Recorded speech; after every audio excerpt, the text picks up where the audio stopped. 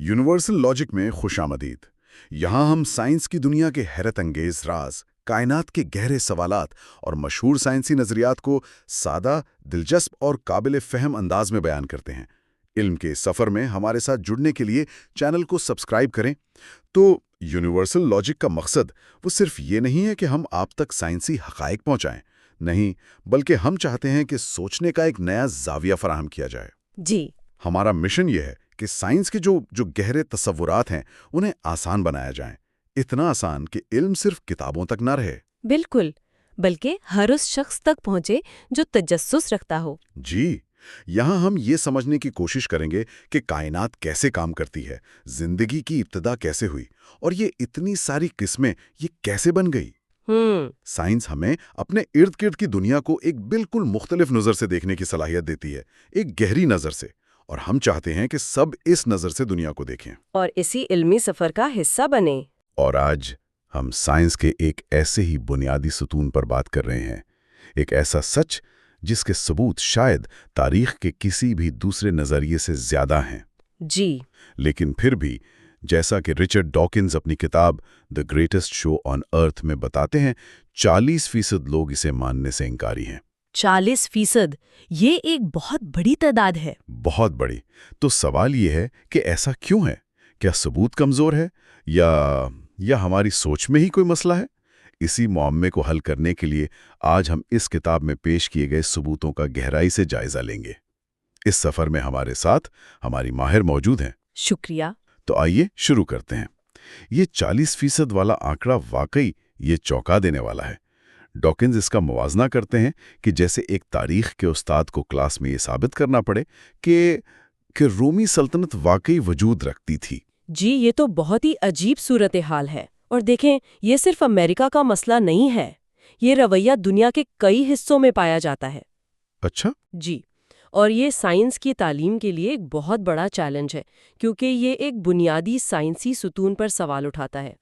मामला इस वक्त और भी बिगड़ जाता है जब कुछ गुरोह तनाज़ा सिखाएं, यानी टीच द कंट्रोवर्सी का नारा लगाते हैं। तनाज़ा सिखाएं?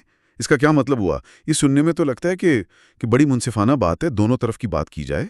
बज़ाहिर ऐसा ही लगता है, लेकिन असल में ये एक फ़िक्री मुगालता है। इसका मकसद ये है कि स्कूलों में इर्तिक़ा के साथ, जो कि एक साबितशुदा साइंसी हकीकत है, उसके साथ तख्लीक़ियत यानी क्रिएशनिज़म को बराबर की सतह पर पढ़ाया जाए, जो कि एक मजहबी अक़ीदा है। अच्छा, तो ये तो ऐसा ही हुआ जैसे आप इल्म फ़ल्कियात यानी एस्ट्रोनॉमी की क्लास में इल्म नुजूम यानी एस्ट्रोलॉजी को भी इतना ही वक्त दें। बिल्कुल, और कहें कि ये दोनों कायनात को समझने के बराबर के तरीके हैं। ये एक झूठी बराबरी पैदा करने की कोशिश है। ये बात भी दिलचस्प है जो डॉकिंस लिखते हैं कि बहुत से बड़े मजहबी रहनुमा जैसे पोप या आर्च बिशप ऑफ कैंटरबरी वो खुद इर्तिक़ा को कबूल करते हैं। जी, और ये बहुत अहम नुक्ता है। ये तनाज़ा अक्सर साइंस और मजहब के दरमियान नहीं होता, बल्कि साइंस और इंतहा पसंदाना तशरीहात के दरमियान होता है। बिल्कुल सही। अच्छा, तो ये सिर्फ तालीम का मसला नहीं, ये एक अवामी तासर की जंग है। लेकिन ये गलतफहमी पैदा ही क्यों हुई? डॉकिंस का कहना है कि इसकी एक बड़ी वजह एक छोटा सा लफ्ज़ है, थियरी। जी। ये जो जुमला हम अक्सर सुनते हैं, इर्तिका तो सिर्फ एक थियरी है, ये क्या है? ये जुबान का एक धोखा है? बिल्कुल, ये जानबूझकर या अनजाने में लफ्ज़ों का खेल है। देखें, साइंस में जब हम थियरी कहते हैं, जैसे हीलियोसेंट्रिक थियरी है, यानी निज़ाम शमसी का सूरज मरकजी नज़रिया। जी, तो हमारा मतलब होता है एक ऐसी वजाहत जिस पर पहाड़ जितना सबूत मौजूद हो। ये कुदरती दुनिया के किसी बड़े हिस्से की एक जामे तशरीह होती है। मतलब ये कोई कच्चा ख्याल नहीं है? बिल्कुल नहीं, ये लातादाद तजर्बात और मुशाहिदात से साबित हो चुकी होती है। ये तो साइंस का सबसे पुख्ता और आला तरीन दर्जा है। एक ऐसी चीज़ जो हर आजमाइश पर पूरी उतरी हो। जी हाँ, डॉकिंस तो यहाँ तक कहते हैं कि इसे थ्योरम कहना चाहिए ताकि ये फ़र्क वाज़े रहे। लेकिन आम बोलचाल में थ्योरी का मतलब क्या होता है? मेरा एक अंदाज़ा है या मेरा एक ख्याल है। सही। तो तख्लीककार इसी दूसरे कमज़ोर माने को इस्तेमाल करते हैं और एक मजबूत साइंसी हकीकत को एक मामूली क़ियास बनाकर पेश कर देते हैं। तो ये एक लफ्ज़ी चालाकी है, लेकिन صرف یہی وجہ تو نہیں ہو سکتی؟ ڈاکنز ثبوت کے تصور پر بھی بات کرتے ہیں۔ وہ کہتے ہیں کہ لوگ اکثر ثبوت کا مطلب صرف آنکھوں دیکھا ثبوت سمجھتے ہیں، اور اس کے لیے وہ نادیدہ گوریلا والے تجربے کا ذکر کرتے ہیں۔ ہاں، وہ ایک شاندار مثال ہے۔ اس تجربے میں لوگوں کو ایک باسکٹ بال گیم کی ویڈیو دکھائی جاتی ہے جی، اور کہا جاتا ہے کہ سفید شرٹس والی ٹیم کے پاسز گنے۔ اب لوگ گنتی پر اتنا دھیان لگاتے ہیں کہ ان میں سے آدھے لوگ اس شخص کو نوٹس ہی نہیں کرتے جو گوریلا کا لباس پہنے اسکرین کے بیچ میں آتا ہے۔ بالکل، اپنی چھاتی پیٹتا ہے اور چلا جاتا ہے۔ جب میں نے پہلی بار یہ سنا تھا تو مجھے یقین نہیں آیا تھا، لیکن اس سے یہ ثابت ہوتا ہے کہ ہماری آنکھیں اور ہمارا دماغ بھی ہمیں دھوکہ دے سکتا ہے۔ جی، عینی شاہد کی گواہی بھی قابل اعتبار نہیں ہوتی، اور سائنس اسی لیے صرف عینی شاہدی پر انحصار نہیں کرتی۔ سائنس کا کام ایک جاسوس کی طرح ہے۔ جاسوس کی طرح؟ وہ کیسے؟ یوں سمجھے کہ ایک قتل ہوا ہے۔ جی، جاسوس وہاں موجود نہیں تھا، اس نے قتل ہوتے ہوئے نہیں دیکھا، لیکن اسے وہاں سے فنگر پرنٹس ملتے ہیں، ڈی این اے ملتا ہے، جائے وقوع پر جد و جہد کے نشانات ملتے ہیں۔ وہ ان تمام سراغوں کو جوڑ کر ایک نتیجہ اخذ کرتا ہے، جسے انفرنس کہتے ہیں۔ جی، اور یہ نتیجہ اکثر کسی ایک عینی شاہد کی گواہی سے کہیں زیادہ مضبوط ہوتا ہے، کہیں زیادہ مضبوط، کیونکہ فنگر پرنٹس جھوٹ نہیں بولتے، ڈی این اے جھوٹ نہیں بولتا۔ ارتقاء بھی ایک ایسی ہی حقیقت ہے۔ ہم نے لاکھوں سال پر پھیلے اس عمل کو اپنی آنکھوں سے نہیں دیکھا، لیکن ہمارے پاس سراغ ہیں۔ ہمارے پاس فاسلز، ڈی این اے، جینیات اور علم تشریح الاعضاء یعنی انیٹمی کی صورت میں اتنے زیادہ اور ناقابل تردید سراغ ہیں کہ ان سے اخذ کیا گیا نتیجہ کسی بھی شک و شبہے سے بالاتر ہے۔ یہ ایک ایسا کیس ہے جس میں ثبوتوں کے انبار لگے ہوئے ہیں۔ ٹھیک ہے، تو اگر ثبوت اتنے مضبوط ہے اور لفظ تھیوری کی غلط فہمی کو بھی دور کر دیا جائے، تب بھی لوگوں کو اسے قبول کرنے میں اتنی مشکل کیوں ہوتی ہے؟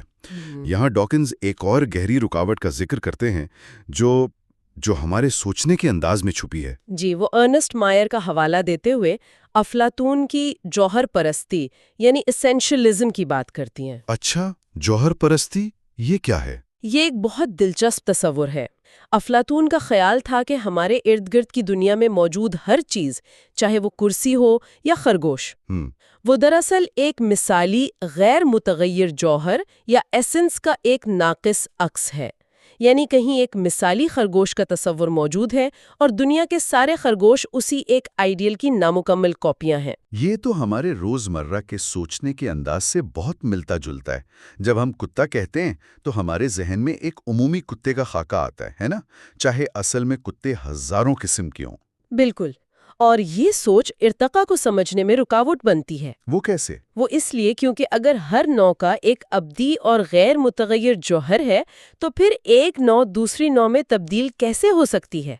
جوہر پرستی کی دنیا میں چیزیں اپنی قسم نہیں بدل سکتی۔ اچھا، مطلب ایک خرگوش ہمیشہ ایک ہی خرگوش رہے گا؟ جی، وہ کسی اور جانور کا جد امجد نہیں ہو سکتا۔ یہ سوچ ہمارے ذہنوں میں اتنی گہری بیٹھی ہے کہ ہمیں انواع کو بدلتے ہوئے تصور کرنے میں مشکل ہوتی ہے۔ تو اس کے مقابلے میں ارتقائی سوچ کیا ہے؟ ارتقائی سوچ، جسے مائر آبادی کی سوچ یا پاپولیشن تھنکنگ کہتے ہیں، اس کے بالکل برعکس ہے۔ اس سوچ کے مطابق کوئی مثالی خرگوش نہیں ہے، کوئی آئیڈیل نہیں ہے، کوئی آئیڈیل نہیں، صرف خرگوشوں کی ایک آبادی ہے، اور اس آبادی میں ہر خرگوش دوسرے سے تھوڑا سا مختلف ہے۔ کچھ تیز دوڑتے ہیں، کچھ کی نظر تیز ہے، کچھ کا رنگ ماحول میں بہتر چھپ جاتا ہے۔ بالکل، ارتقاء کا سارا کھیل اسی تغیر، اسی ویریشن پر ہوتا ہے۔ کوئی جوہر نہیں، صرف بدلتی ہوئی آبادیاں ہیں۔ اس فرق کو سمجھانے کے لیے ڈاکنز ایک بہت زبردست ذہنی تجربہ پیش کرتے ہیں، ہیئر پن تھاٹ ایکسپیریمنٹ۔ یہ واقعی ذہن کو جھنجھوڑ دیتا ہے۔ ہاں، وہ کہتے ہیں کہ تصور کریں آپ ایک خرگوش کے ساتھ کھڑے ہیں، پھر اس کی ماں کو اس کے ساتھ کھڑا کریں، پھر اس کی نانی کو، پھر پرنانی کو، اور ایسے ہی نسل در نسل پیچھے چلتے جائیں۔ جی، ہر بچہ اپنی ماں سے اتنا ہی ملتا جلتا ہوگا جتنا کوئی بھی بچہ اپنی ماں سے ہوتا ہے۔ آپ انہیں الگ نہیں کر پائیں گے، لیکن اگر آپ یہ زنجیر کروڑوں سال پیچھے لے جائیں تو آپ ایک ایسے جد امجد تک پہنچیں گے جو شاید چھچوندر جیسا دکھتا ہو۔ بالکل، اور پھر اگر آپ اس چھچھوندر جیسے جد امجد سے ایک دوسری سمت میں نسل در نسل آگے بڑھیں تو شاید آپ چیتے تک پہنچ جائیں۔ کمال ہے۔ اب سب سے اہم سوال، اس پوری زنجیر میں خرگوش سے لے کر اس کے چھچھوندر جیسے جد امجد تک ہر بچہ اپنی ماں ہی کی نو سے تعلق رکھتا ہے. تو وہ کون سا ایک لمحہ تھا جب ایک نو ختم ہوئی اور دوسری شروع ہو گئی؟ کوئی ایک لمحہ تھا ہی نہیں. یہ ایک مسلسل بتدریج تبدیلی ہے. یہ بالکل ایسا ہی ہے جیسے آپ پوچھیں کہ نیلا رنگ کس مقام پر سبز ہو جاتا ہے. صحیح. اس کا کوئی ایک نقطہ نہیں ہوتا. یہی ارتقاء کی بنیاد ہے. جوہر پرستی ہمیں ایک واضح لکیر کھینچنے پر مجبور کرتی ہے، جبکہ آبادی کی سوچ ہمیں بتاتی ہے کہ فطرت میں ایسی واضح لکیریں نہیں ہوتیں. یہ ایک بہت طاقتور خیال ہے، لیکن لاکھوں سال پر پھیلی تبدیلی کو تصور کرنا مشکل ہے. اسی لیے ڈارون نے جو سب سے زبردست مثال پیش کی تھی وہ ایسی تھی جس سے ہم اپنی آنکھوں سے اپنی زندگیوں میں دیکھ سکتے ہیں. مصنوعی انتخاب. Artificial selection. جی، یہ ارتقاء کا ایک تیز رفتار ڈیمو ہے. ڈارون نے اس کا مشاہدہ کبوتر پالنے والوں میں کیا تھا، لیکن ڈاکنز اس کے لیے سبزیوں کی مثال دیتے ہیں جو شاید اور بھی زیادہ حیران کن ہے. جنگلی گوبھی، بریسیکا اولوریشیا، ایک عام سا گھاس پھوس جیسا پودا. جی، لیکن انسانوں نے پچھلی چند صدیوں میں کیا کیا؟ جن پودوں کے پتے بڑے تھے انہیں آپس میں ملایا تو بند گوبھی بن گئی. جن کے پھول گھنے تھے انہیں منتخب کیا تو پھول گوبھی اور بروکلی بن گئی. جن کا تنا موٹا تھا اس سے گانٹھ گوبھی بن گئی. یہ سب ایک ہی پودے کی اولاد ہیں. اور کتوں کی مثال تو اس سے بھی زیادہ ڈراماتی ہے. ایک عظیم الجثہ گریٹ ڈین سے لے کر ایک چھوٹے سے چہواوا تک، یہ سب کے سب ایک ہی جد امجد یعنی بھیڑیے سے نکلے ہیں. اور یہ سب صرف چند ہزار سالوں میں ہوا. یہ اس عمل کی رفتار اور طاقت کو ظاہر کرتا ہے. تو اگر انسان بغیر کسی گہرے سائنسی علم کے صرف اپنی پسند کی بنیاد پر چند ہزار سالوں میں اتنی بڑی تبدیلیاں لا سکتا ہے، تو قدرتی انتخاب جو لاکھوں کروڑوں سالوں سے کام کر رہا ہے کیا کچھ نہیں کر سکتا؟ یہاں جین پول کا تصور بھی بہت اہم ہے. نسل کشی کرنے والے یا بریڈرز دراصل جانور کے جسم کو نہیں تراشتے. نہیں، وہ اس کی پوری نسل کے جین پول کو تبدیل کر رہے ہوتے ہیں. ہر نسل کے جانوروں میں جینز کا ایک مجموعہ ہوتا ہے جسے جین پول کہتے ہیں. جب کوئی بریڈر صرف ان کتوں کو آپس میں ملاتا ہے جن کی ٹانگیں لمبی ہیں تو وہ غیر ارادی طور پر لمبی ٹانگوں والے جینز کو اس آبادی میں زیادہ عام کر رہا ہوتا ہے. اور چھوٹی ٹانگوں والے جینز کو کم کر رہا ہوتا ہے. بالکل. نسل در نسل ایسا کرنے سے پوری نسل کا جین پول ہی بدل جاتا ہے اور آپ کو ایک نئی شکل کا کتا مل جاتا ہے. تو مصنوعی انتخاب قدرتی انتخاب کا ایک چھوٹا تیز رفتار ماڈل ہے. جی، یہ ایک زندہ ثبوت ہے جو ہمارے کھیتوں میں اور ہمارے گھروں میں موجود ہے. یہ ارتقاء کو ایک تجریدی خیال سے نکال کر ایک ٹھوس حقیقت بنا دیتا ہے. ٹھیک ہے، یہ گفتگو بہت دلچسپ رہی ہے. اگر ہمارے سامعین اس ساری بات چیت سے صرف چند اہم باتیں یاد رکھنا چاہیں تو وہ کیا ہونی چاہیے؟ میرے خیال سے 3 باتیں بہت اہم ہیں. پہلی یہ کہ تھیوری کا لفظ سائنس میں کمزوری کی نہیں، طاقت کی علامت ہے. یہ سائنسی علم کا سب سے اونچا درجہ ہے، کوئی کچا اندازہ نہیں. جی، یہ فرق سمجھنا بہت ضروری ہے. دوسری یہ کہ ارتقاء کو سمجھنے کے لیے ہمیں ایک جاسوس کی طرح سوچنا پڑتا ہے. ہمارے پاس عینی شاہد نہیں بلکہ ناقابل تردید سراغوں کے پہاڑ ہیں، فنگر پرنٹس اور ڈی این اے کی طرح. اور تیسری اور شاید سب سے حیران کن یہ کہ ہمیں ارتقاء کے ثبوت کے لیے لاکھوں سال پرانے فاسلز کھودنے کی ضرورت نہیں.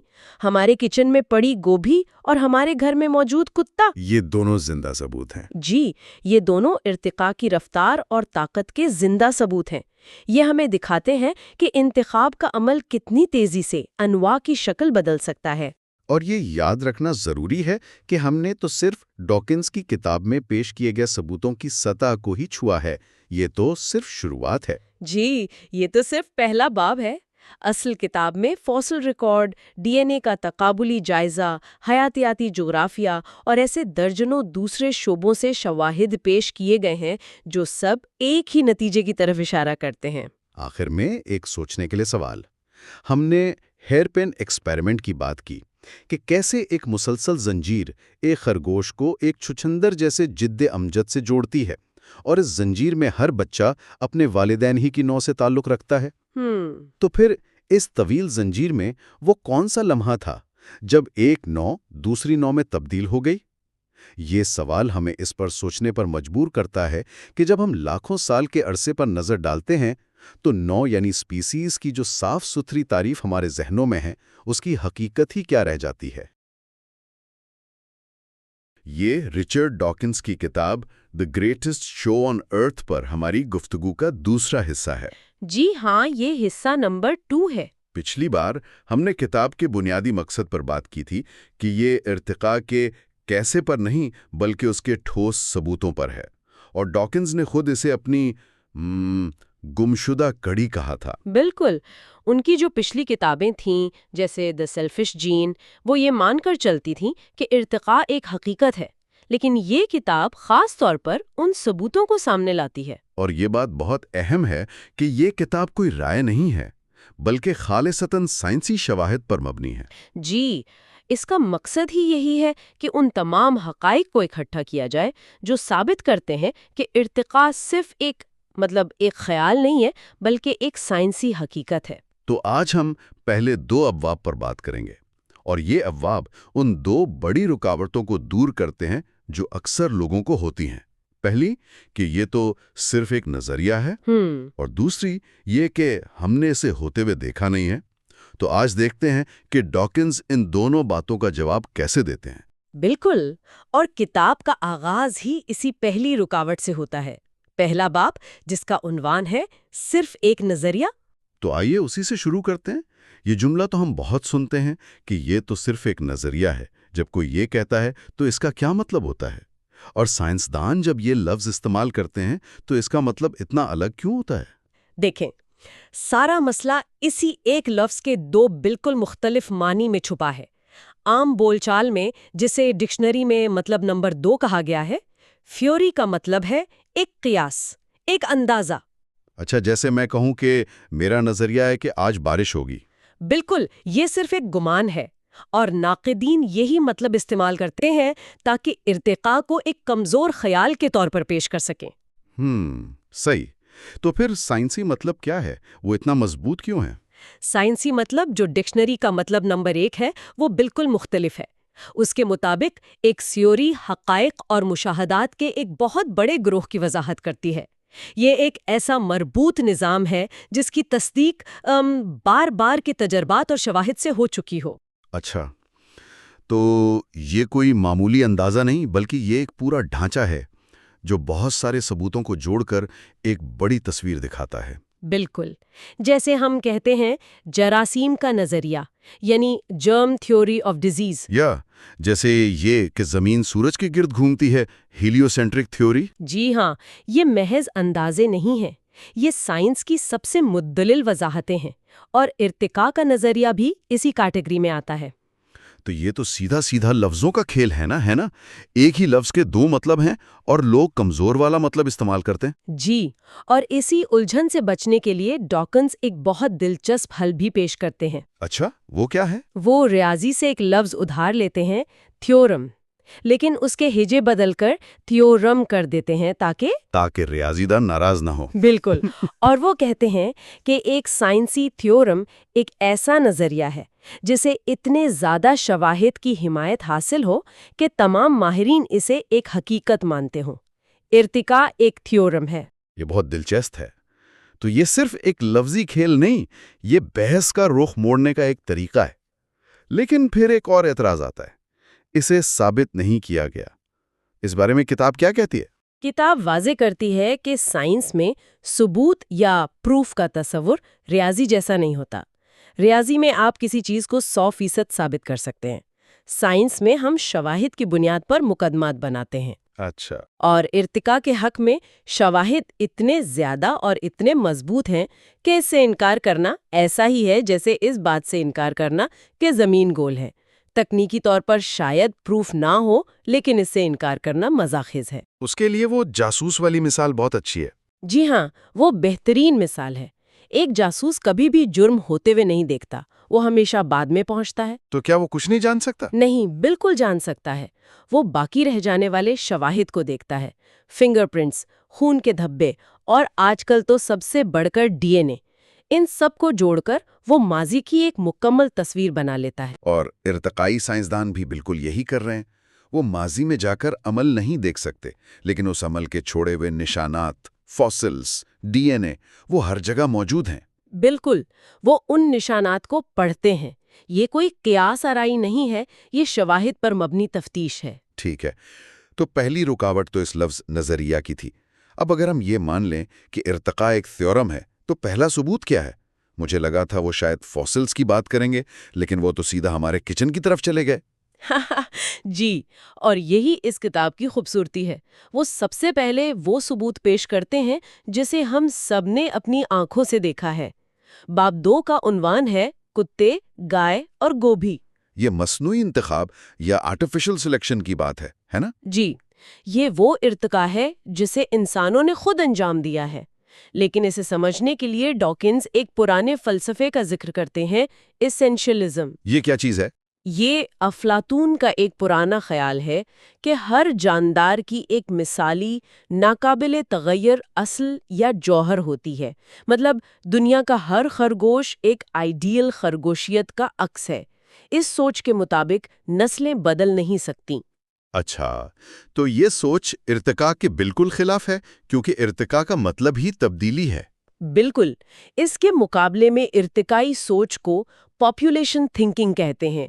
इसके मुताबिक कोई एक आइडियल खरगोश नहीं है, बल्कि खरगोशों की एक पूरी आबादी है और उसमें हर खरगोश दूसरे से थोड़ा मुख्तलिफ है। सही। और वक्त के साथ उस आबादी की औसत खुसूसियत बदल सकती हैं। जी, इसी को समझाने के लिए किताब में हेयर पिन सोच का तजुर्बा है। हाँ, वो बहुत दिलचस्प है। आप तसव्वुर करें कि आप एक खरगोश को देखते हैं, फिर उसकी माँ को, फिर नानी को, और ऐसे नस्ल दर नस्ल लाखों साल पीछे जाते हैं। हर नस्ल अपनी पिछली नस्ल से इतनी मिलती जुलती होगी कि फर्क महसूस नहीं होगा। बिल्कुल, लेकिन जब आप करोड़ों साल पीछे पहुंचेंगे तो आप एक ऐसे जिद्दे अमजद तक पहुंचेंगे जो ना खरगोश जैसा दिखता होगा, ना किसी और जानवर जैसा। और फिर वहां से यानी हेयरपिन के मोड़ से हम आगे की तरफ सफर शुरू करते हैं। जी, अब आप इस जिद्दे अमजद से अगली नस्ल, फिर उससे अगली, करोड़ों साल आगे का सफर करते हैं और आखिरकार आप फर्ज करें एक तेंदुए तक पहुंच जाते हैं। ये तो दिमाग घुमा देने वाला ख्याल है कि हर कदम पर तब्दीली ना होने के बराबर है, लेकिन लाखों सालों में एक नस्ल बिल्कुल दूसरी नस्ल में बदल जाती है ना? और यहीं पर कुत्ते, गाय और गोभी मैदान में आते हैं। ये इस ज़हनी तजुर्बे का हकीकी सबूत है। अच्छा, वो कैसे? गोभी की मिसाल लें। किताब बताती है कि आज हम जो ब्रोकली, फूल गोभी, बंद गोभी, गांठ गोभी ये सब देखते हैं, जी। ये सब सिर्फ चंद सदियों में एक ही जंगली पौधे ब्रासिका ओलेरेसिया से इंसानों ने बनाई हैं। एक मिनट, क्या मतलब? ये सब एक ही पौधे से निकली हैं? ये कैसे मुमकिन है? जी, यही तो हैरानकुन बात है। इंसानों ने इस जंगली पौधे को लिया और अपनी पसंद की खुसूसियात को चुनना शुरू कर दिया। जिन पौधों के पत्ते बड़े थे, उन्हें आपस में मिलाकर बंद गोभी बना ली, और जिनके फूलों के गुच्छे बड़े थे, इनसे फूल गोभी और ब्रोकली बना ली। ये इर्तिका का एक तेज रफ्तार मुजाहिरा है जो हमारे सामने हुआ है। वाह! तो अगली बार जब मैं सलाद खरीदूंगा तो मैं असल में एक ही पौधे की मुख्तलिफ शक्लें देख रहा हूँगा। और कुत्तों की मिसाल तो इससे भी ज्यादा हैरानकुन है ना? कुत्तों वाली मिसाल तो दिमाग हिला देती है। ये सोचना कि एक भेड़िया और एक पग हकीकत में एक ही नौ के जानवर हैं। तमाम नस्लें, चिहुआवा से लेकर ग्रेट डेन तक, सबका जद्दे अमजद सिर्फ और सिर्फ भूरा भेड़िया है। जी, और जदीद डीएनए ने ये साबित कर दिया है कि उसमें गीदड़ या किसी और जानवर का कोई अमल दखल नहीं है, सिर्फ भेड़िया। तो ये अमल काम कैसे करता है? क्या इंसान मिट्टी की तरह जानवरों को नई शक्ल देता है? एक तरह से ऐसा ही है, लेकिन किताब कहती है कि इंसान असल में जानवर के जिस्म को नहीं, बल्कि उस नस्ल के जीन पूल को तराशता है। Gene pool? मतलब किसी आबादी में मौजूद तमाम जीन्स का मजमुआ? बिल्कुल।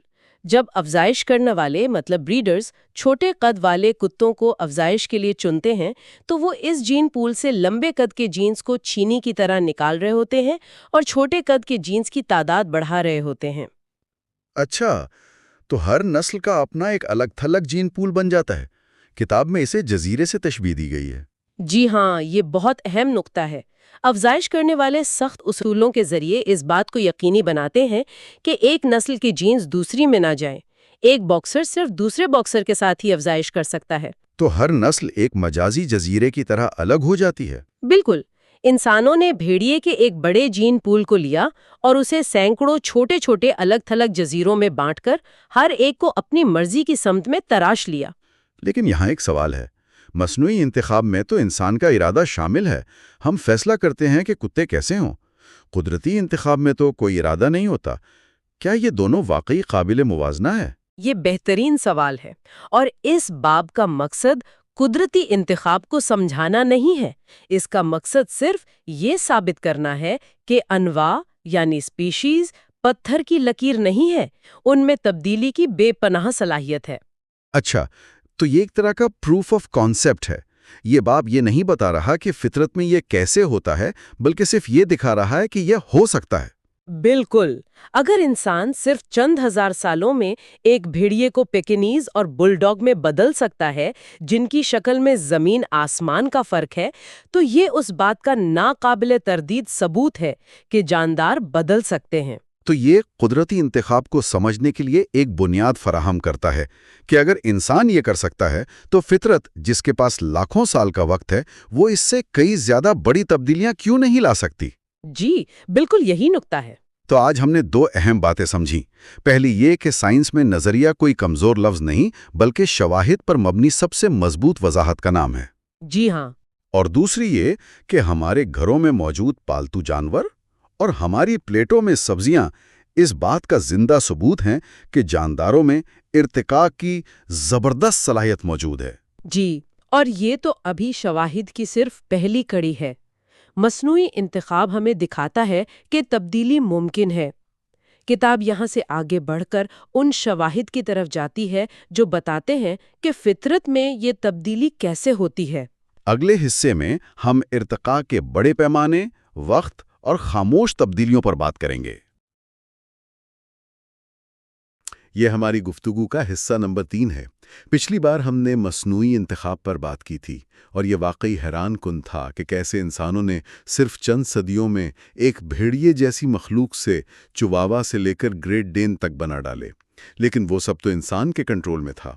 آج سوال یہ ہے کہ فطرت میں وہ بہت بڑی تبدیلیاں کیسے آتی ہیں، مطلب لاکھوں سالوں پر محیط تبدیلیاں۔ تو یہ سفر مائکرو سے میکرو ایوولوشن تک کیسے طے ہوتا ہے؟ آج ہم اسی گتھی کو سلجھانے کی کوشش کریں گے۔ ہم رچرڈ ڈاکنز کی کتاب دی گریٹسٹ شو آن ارتھ کے اگلے 2 ابواب پر بات کریں گے۔ پہلا باب ہے دی پرائمروز پاتھ ٹو میکرو ایوولوشن۔ یہ ہمیں دکھائے گا کہ یہ چھوٹی چھوٹی تبدیلیاں کیسے جمع ہوتی ہیں، اور دوسرا باب سائلنس اینڈ سلو ٹائم ہمیں وقت کی اس بے پناہ گہرائی میں لے جائے گا جسے ڈیپ ٹائم کہتے ہیں، اور ہم یہ بھی جانیں گے کہ سائنسدانوں کے پاس ایسی کون سی قدرتی گھڑیاں ہیں جن سے وہ اربوں سال پرانے وقت کو ناپ سکتے ہیں۔ ٹھیک ہے، تو آئیے اس سفر کا آغاز کرتے ہیں۔ جب ہم مائکرو اور میکرو ایوولوشن کی بات کرتے ہیں تو کیا یہ واقعی 2 الگ الگ عمل ہیں، یا یہ صرف ہمارے دیکھنے کے پیمانے کا فرق ہے؟ یہ بہت اہم سوال ہے، اور کتاب کا مرکزی خیال بھی یوں سمجھیں کہ یہی ہے۔ مائکرو ایوولوشن وہ تبدیلیاں ہیں جو ایک ہی نوع یعنی اسپیشیز کے اندر ہوتی ہیں۔ جیسے ہم نے پچھلی بار جنگلی گوبھی کی مثال دیکھی تھی، اس سے گوبھی، بروکولی، بند گوبھی، کتنی ہی قسمیں بن گئیں۔ اور یہ تبدیلیاں ہم اپنی آنکھوں سے دیکھ سکتے ہیں، مطلب چند صدیوں میں؟ بالکل۔ جبکہ میکرو ایوولوشن وہ بہت بڑے پیمانے کی تبدیلیاں ہیں۔ جیسے مچھلیوں سے زمین پر چلنے والے جانوروں کا بننا۔ جی بالکل وہی۔ کتاب کا استدلال یہ ہے کہ میکرو ایوولوشن کوئی الگ یا کوئی پراسرار عمل نہیں ہے۔ اچھا؟ جی، وہ اصل میں صرف اور صرف مائکرو ایوولوشن ہی ہے، لیکن جو لاکھوں کروڑوں سال کے طویل عرصے پر پھیلی ہوئی ہو۔ یعنی اگر آپ کے پاس وقت کافی ہو تو چھوٹی تبدیلیاں خود بخود بڑی بن جاتی ہیں۔ کتاب اس نقطے کو ثابت کرنے کے لیے انتخاب یعنی سلیکشن کے عمل کو ایک سیڑھی کی طرح پیش کرتی ہے نا؟ بالکل۔ ایک ایک قدم کر کے وہ ہمیں خالص قدرتی انتخاب تک لے جاتی ہے۔ پہلا قدم تو بہت سادہ ہے، جس سے ہم سب واقف ہیں، مصنوعی انتخاب۔ جیسے کوئی کسان سب سے میٹھے آموں والے درخت کی بیجی اگاتا ہے۔ جی، یا کوئی باغبان سب سے خوبصورت گلاب کی قلم لگاتا ہے۔ یہاں انتخاب کرنے والا ایجنٹ یعنی انسان ایک واضح مقصد کے تحت شعوری طور پر یہ فیصلہ کر رہا ہے۔ ٹھیک ہے، یہ تو واضح ہے، یہاں انسان خدا کا کردار ادا کر رہا ہے، لیکن فطرت میں تو کوئی ایسا باغبان نہیں ہوتا، تو اگلا قدم کیا ہے؟ اگلا قدم ہے جنسی انتخاب یعنی سیکشول سلیکشن۔ اوہ، مور اور مورنی والی مثال؟ بالکل وہی۔ اس کی سب سے مشہور مثال وہی ہے۔ مورنی ہمیشہ اس مور کا انتخاب کرتی ہے جس کے پر سب سے زیادہ رنگین، بڑے اور متاثر کن ہوں۔ ایک منٹ، کیا مورنی یہ شعوری طور پر سوچتی ہے؟ مطلب اس کے ذہن میں کوئی منصوبہ ہوتا ہے کہ اگلی نسل کے موروں کے پر مزید خوبصورت ہونے چاہیے؟ نہیں، یہی تو دلچسپ بات ہے۔ یہ کوئی سوچا سمجھا فیصلہ نہیں ہے، یہ بس اس کی ایک فطری جبلت ہے، ایک اندرونی جھکاؤ ہے۔ لیکن نتیجہ بالکل وہی نکلتا ہے جو انسان کے شعوری انتخاب کا ہوتا ہے۔ کہ خوبصورت پروں والے جینز اگلی نسل میں زیادہ تعداد میں منتقل ہوتے ہیں۔ جی، اور وقت کے ساتھ مور کے پر مزید شاندار ہوتے چلے جاتے ہیں۔ یہ بہت دلچسپ ہے، یعنی یہاں انتخاب کرنے والا ایجنٹ تو ہے، لیکن اس کا کوئی طویل مدتی منصوبہ نہیں ہے۔ اچھا، اگر مورنی خوبصورت پروں کے بجائے سب سے اونچی آواز والے مور کا انتخاب کرتی تو پھر آج مور اپنے خوبصورت پروں کے لیے نہیں بلکہ اپنی گرجدار آواز کے لیے مشہور ہوتے۔ انتخاب کا معیار کچھ بھی ہو سکتا ہے، لیکن عمل وہی رہتا ہے۔ لیکن کتاب اس سے بھی ایک قدم آگے جاتی ہے اور ایک ایسی مثال دیتی ہے جو اس سے بھی زیادہ عجیب ہے۔ وہ کیا ہے؟ وہ ہے اینگولر فش کی۔ یہ مچھلی گہرے سمندر کے اندھیروں میں رہتی ہے، جہاں روشنی نہیں پہنچتی۔ جی، اس کے سر پر ایک ڈنڈی ہوتی ہے جس کے سرے پر ایک چمکدار گوشت کا لوتھڑا ہوتا ہے، اسے لیور کہتے ہیں، اور وہ اندھیرے میں جگنو کی طرح چمکتا ہے۔ بالکل۔ چھوٹی مچھلیاں اسے کوئی کیڑا سمجھ کر کھانے کے لیے لپکتی ہیں اور سیدھا اینگولر فش کے منہ میں چلی جاتی ہیں۔ تو یہاں انتخاب کون کر رہا ہے؟ چھوٹی مچھلیاں؟ یہی تو سارا کمال ہے۔ یہاں انتخاب وہ چھوٹی مچھلیاں کر رہی ہیں جو شکار بننے والی ہیں۔ جس اینگولر فش کا لیور جتنا زیادہ چمکدار اور پرکشش ہوگا، وہ اتنی ہی زیادہ چھوٹی مچھلیوں کو اپنی طرف کھینچے گی۔ اسے اتنا ہی زیادہ کھانا ملے گا اور اس کے زندہ رہنے کے امکانات بھی اتنے ہی زیادہ ہوں گے۔ تو یہاں انتخاب کرنے والا اپنی جان دے کر غیر ارادی طور پر اپنے شکاری کو مزید بہتر شکاری بنا رہا ہے۔ واہ، یہ تو کمال ہے۔ تو ہم دیکھ رہے ہیں کہ انتخاب کرنے والا ایجنٹ کیسے بدل رہا ہے۔ پہلے ایک ذہین انسان، پھر جبلت کی ماری مورنی، اور اب بیچاری چھوٹی مچھلیاں جو اپنی موت کا انتخاب خود کر رہی ہیں۔ ایسا لگتا ہے جیسے انتخاب کرنے والے کا کردار آہستہ آہستہ پس منظر میں جا رہا ہے۔ کیا ایسا بھی ہو سکتا ہے کہ انتخاب کرنے والا کوئی ہو ہی نہیں؟ کیا یہ عمل خود بخود چل سکتا ہے؟ اور یہی اس سیڑھی کا آخری اور سب سے اہم قدم ہے، خالص قدرتی انتخاب۔ یہاں کوئی انتخاب کرنے والا ایجنٹ نہیں بچتا، نہ انسان، نہ مورنی، نہ چھوٹی مچھلی۔ یہاں صرف ماحول ہے اور بقا کی جدوجہد۔ وہ جاندار جن کے پاس ایسی خصوصیات ہیں جو انہیں اپنے ماحول میں زندہ رہنے اور نسل بڑھانے میں ذرا سی بھی مدد دیتی ہیں، وہ کامیاب ہوتے ہیں۔ اور جن کے پاس یہ خصوصیات نہیں ہوتی وہ ناکام ہو جاتے ہیں۔ بس اتنا ہی؟ بس کتاب میں ڈارون کا ایک بہت خوبصورت اقتباس ہے جو اس پورے عمل کی عکاسی کرتا ہے۔ مجھے ہمیشہ ڈارون کی تحریر میں ایک شاعرانہ انداز محسوس ہوتا ہے۔ سنائیے، انہوں نے اس بے رحم لگنے والے عمل کو کن الفاظ میں بیان کیا ہے؟ ڈارون لکھتے ہیں، یہ کہا جا سکتا ہے کہ قدرتی انتخاب ہر لمحہ پوری دنیا میں ہر چھوٹی سے چھوٹی تبدیلی کا بھی جائزہ لے رہا ہے۔ جو برا ہے اسے رد کرتا ہے اور جو اچھا ہے اسے محفوظ کرتا اور جمع کرتا رہتا ہے، خاموشی سے اور غیر محسوس طور پر۔ جب بھی اور جہاں بھی موقع ملتا ہے، ہر جاندار کو اس کے ماحول کے مطابق بہتر بنانے کے لیے کام کرتا رہتا ہے۔ خاموشی سے اور غیر محسوس طور پر، یہ خیال بہت گہرا ہے، لیکن یہیں پر سب سے بڑا سوال اٹھتا ہے، یہ چھوٹی چھوٹی تبدیلیاں اتنی بڑی کیسے ہو جاتی ہیں کہ ایک مچھلی جیسا جاندار زمین پر چلنے والے جانور میں بدل جائے؟ اس کے لیے تو ناقابل تصور وقت درکار ہوگا۔ بالکل، اور یہی وہ نقطہ ہے جہاں وقت کا پیمانہ تصویر میں داخل ہوتا ہے۔ کتاب اس کے لیے ایک دماغ کو ہلا دینے والا حساب پیش کرتی ہے۔ ذرا سوچیں، کتوں کی تمام نسلوں کے درمیان جو فرق ہے وہ صرف چند صدیوں میں پیدا ہوا۔ فرض کریں 5 صدیاں۔ ذرا اس وقت کا تصور کریں جب ہمارے مچھلی نما آباء و اجداد نے پہلی بار پانی سے خشکی پر قدم رکھا تھا۔ یہ تقریباً 35 کروڑ سال پہلے کی بات ہے۔ اگر ہم اسے صدیوں میں تبدیل کریں تو یہ بنتی ہیں 35 لاکھ صدیاں۔ 35 لاکھ صدیاں، یہ تو کتوں کی افزائش میں لگنے والے وقت سے تقریباً 7000 گنا زیادہ وقت ہے۔ بالکل۔ اگر انسان صرف چند صدیوں میں بھیڑیے سے اتنی مختلف شکلیں بنا سکتا ہے تو تصور کریں کہ قدرتی انتخاب کا خاموش عمل جب 7000 گنا زیادہ وقت تک مسلسل کام کرتا رہے تو وہ کتنی بڑی تبدیلیاں لا سکتا ہے۔ اس پیمانے پر تو ایک مچھلی سے ایک ممالیہ تک کا سفر ناممکن نہیں بلکہ ناگزیر لگنے لگتا ہے۔ بالکل۔ تو گویا مائکرو ایوولوشن کا راز وقت کی اس بے پناہ گہرائی میں چھپا ہے۔ لیکن یہ 35 لاکھ صدیوں کا عدد یہ اتنا بڑا ہے کہ ذہن اسے قبول کرنے سے ہچکچاتا ہے۔ ہم یہ کیسے جان سکتے ہیں کہ یہ صرف ایک اندازہ نہیں ہے؟ سائنسدان اتنی یقین سے کیسے کہہ سکتے ہیں کہ کوئی چٹان یا فوسل کروڑوں سال پرانا ہے؟ ان کے پاس کون سا پیمانہ ہے؟ ماہرین ارضیات کا موازنہ ان سراغ رسانوں سے کیا گیا ہے جو جائے وقوع پر بہت بعد میں پہنچتے ہیں اور وہاں موجود چھوٹے چھوٹے سراغوں سے وقت کا تعین کرتے ہیں۔ اور یہ گھڑیاں چٹانوں کے اندر ہی نصب ہوتی ہیں؟ جی، اور یہ تابکاری یعنی ریڈیو ایکٹیویٹی کے اصول پر کام کرتی ہیں۔ ریڈیو ایکٹیو گھڑیاں، یہ سننے میں بہت پیچیدہ لگتا ہے۔ یہ کام کیسے کرتی ہیں؟ اس کا بنیادی اصول اصل میں بہت سادہ ہے۔ ہر عنصر ایٹموں سے مل کر بنتا ہے۔ ایٹم کے مرکز میں پروٹون اور نیوٹرون ہوتے ہیں۔ ٹھیک ہے۔ ایک ہی عنصر کے تمام ایٹموں میں پروٹون کی تعداد ہمیشہ ایک جیسی ہوتی ہے، لیکن نیوٹرون کی تعداد مختلف ہو سکتی ہے۔ انہیں آئسوٹوپس کہتے ہیں۔ یوں سمجھیں کہ یہ ایک ہی عنصر کے تھوڑے بھاری یا ہلکے ورژن ہیں۔ تو یہ ایک ہی عنصر کی مختلف قسمیں ہیں۔ بالکل۔ اب ان میں سے کچھ آئسوٹوپس غیر مستحکم ہوتے ہیں، یعنی وہ تابکار ہوتے ہیں۔ غیر مستحکم ہونے کا مطلب یہ ہے کہ وہ وقت کے ساتھ ساتھ ٹوٹ کر ایک دوسرے مستحکم عنصر میں تبدیل ہوتے رہتے ہیں۔ اور ان کے ٹوٹنے کی رفتار بالکل مستقل ہوتی ہے؟ بالکل مستقل اور قابل پیمائش۔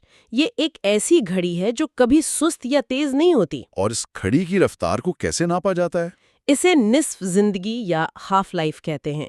یہ وہ وقت ہوتا ہے جس میں کسی تابکار مادے کی آدھی مقدار ٹوٹ کر ایک نئے بیٹی عنصر یعنی ڈاٹر ایلیمنٹ میں تبدیل ہو جاتی ہے۔ کتاب میں پوٹاشیم آرگون کلاک کی مثال دی گئی ہے نا؟ جی، پوٹاشیم کا ایک آئسوٹوپ ہے پوٹاشیم 40 جو تابکار ہے۔ یہ ٹوٹ کر آرگون 40 میں تبدیل ہوتا ہے۔ اور اس کی ہاف لائف کتنی ہے؟ اس کی ہاف لائف تقریباً 1.26 ارب سال ہے۔ 1 ارب 26 کروڑ سال، یعنی ایک ایسی گھڑی ہے جس کی ٹک ٹک ناقابل یقین حد تک سست ہے؟ بالکل، یہی بات ہے۔ اب سب سے اہم سوال، آپ اتنی لمبی گھڑی کو شروع کہاں سے کرتے ہیں؟ اس کا زیرو کہاں ہے؟ اس کا جواب آتش فشانی چٹانوں کے بننے کے عمل میں چھپا ہے۔ وہ کیسے؟ دیکھیے، جب آتش فشاں پھٹتا ہے تو زمین کی گہرائیوں سے پگھلا ہوا لاوا باہر آتا ہے۔ جب تک یہ لاوا مائع حالت میں ہوتا ہے، اس میں موجود کوئی بھی آرگون گیس، جو کہ ایک گیس ہے، آسانی سے خارج ہو کر ہوا میں شامل ہو جاتی ہے۔ ٹھیک ہے۔ لیکن جیسے ہی یہ لاوا ٹھنڈا ہو کر ٹھوس چٹان کی شکل اختیار کرتا ہے، اس کے کرسٹل ایک قید خانے کی طرح بن جاتے ہیں۔ اس لمحے چٹان کے اندر پوٹاشیم 40 کے ایٹم تو قید ہو جاتے ہیں، لیکن آرگون 40 بالکل نہیں ہوتا۔ اوہ، تو یہ وہ لمحہ ہے جب گھڑی 0 پر سیٹ ہوتی ہے۔ بالکل، چٹان بننے کے وقت بیٹی یعنی آرگون 0 ہوتا ہے۔ اور پھر وقت گزرنے کے ساتھ کیا ہوتا ہے؟ پھر لاکھوں کروڑوں سالوں کے دوران اس کرسٹل کے قید خانے کے اندر پوٹاشیم 40 کے ایٹم آہستہ آہستہ اپنی مستقل رفتار سے آرگون 40 میں تبدیل ہوتے رہتے ہیں، اور آرگون باہر نہیں نکل سکتی کیونکہ وہ کرسٹل میں پھنسی ہوئی ہے۔ جی ہاں، آج جب کوئی سائنسدان اس چٹان کا نمونہ لیتا ہے تو وہ لیبارٹری میں اس میں موجود پوٹاشیم 40 اور آرگون 40 کی مقدار کا تناسب معلوم کرتا ہے، اور اس تناسب سے وہ بالکل ٹھیک بتا سکتا ہے کہ اس چٹان کو ٹھوس بنے ہوئے کتنے کروڑ یا ارب سال گزر چکے ہیں۔ ایک منٹ، اگر یہ شرح اتنی قابل اعتماد ہے تو کیا اس میں غلطی کا کوئی امکان نہیں؟ مثلاً کیا ہو اگر کرسٹل بنتے وقت کچھ آرگون گیس باہر سے اندر پھنس جائے؟ کیا اس سے پیمائل حالت نہیں ہو جائے گی؟ یہ ایک بہترین سوال ہے اور سائنسدان اس امکان کو بہت سنجیدگی سے لیتے ہیں، اسی لیے وہ صرف ایک طریقے پر انحصار نہیں کرتے۔ پہلی بات تو یہ کہ وہ جانتے ہیں کہ ہوا میں آرگون کی کتنی مقدار موجود ہے اور وہ اپنے نتائج کو اس کے مطابق درست کر سکتے ہیں۔ لیکن اس سے بھی اہم بات یہ ہے کہ پوٹاشیم آرگون کائنات میں موجود واحد تابکاری گھڑی نہیں ہے۔ اچھا، اور بھی ہیں؟ جی، ایک اور بہت مشہور گھڑی یورینیم لیڈ کلاک ہے۔ یورینیم کے آئسوٹوپس ٹوٹ کر سیسے یعنی لیڈ کے آئسوٹوپس میں تبدیل ہوتے ہیں۔ اور ان کی ہاف لائف بھی اربوں سالوں میں ہے؟ جی ہاں۔ تو یہ ایسا ہے جیسے ایک ہی دوڑ کو ناپنے کے لیے آپ نے 2 مختلف کمپنیوں کی سٹاپ واچ استعمال کی ہوں۔ بالکل، اور صرف 2 نہیں بلکہ روبیڈیم، سٹرونٹیم جیسی کئی اور گھڑیاں بھی ہیں۔ ان سب کی کیمیا مختلف ہے، ان کی ہاف لائف مختلف ہے، لیکن جب انہیں ایک ہی قدیم چٹان کی عمر ناپنے کے لیے استعمال کیا جاتا ہے تو وہ سب ایک ہی جیسا نتیجہ دیتی ہیں؟ حیرت انگیز طور پر ایک ہی جیسا۔ اور جب مختلف آزاد طریقے ایک ہی جواب دیں تو نتیجے پر اعتماد کئی گنا بڑھ جاتا ہے۔ یہ سب ثبوت ایک ہی کہانی سناتے ہیں۔ ہماری زمین اربوں سال پرانی ہے اور زندگی کو ارتقاء کے لیے درکار وقت واقعی میں اثر تھا۔ تو اصل بات یہ ہے کہ ارتقاء میں کوئی جادوئی چھڑی نہیں ہے، یہ کوئی پراسرار چھلانگ نہیں جو ایک نو کو دوسری میں بدل دے۔ یہ تو بس صبر کا کھیل ہے، قدرت کا لاکھوں صدیوں پر محیط صبر، جہاں چھوٹی چھوٹی کامیابیاں جمع ہو کر ایک دن کچھ بالکل نیا تخلیق کر دیتی ہیں۔ بالکل۔ آج ہم نے 2 بنیادی ستونوں کو سمجھا ہے۔ پہلا، وہ میکانزم کہ کس طرح چھوٹی تبدیلیاں بڑی تبدیلیوں کا باعث بنتی ہیں، اور دوسرا، اس عمل کے لیے درکار بے پناہ وقت اور وہ سائنسی طریقہ جس سے ہم اس وقت کی پیمائش کرتے ہیں۔ اور یہ دونوں تصورات ایک دوسرے کے بغیر ادھورے ہیں۔ جی، ایک کے بغیر دوسرا ناممکن ہے۔ اب جب ہم نے عمل یعنی میکانزم اور وقت یعنی ٹائم دونوں کو سمجھ لیا ہے تو اگلا منطقی قدم اس طویل عمل کے نتائج کو حقیقی دنیا میں تلاش کرنا ہے۔ بالکل۔ اگلے حصے میں ہم زندہ مثالوں اور فاسلز کے شواہد پر بات کریں گے۔ یہ حصہ نمبر 4 ہے۔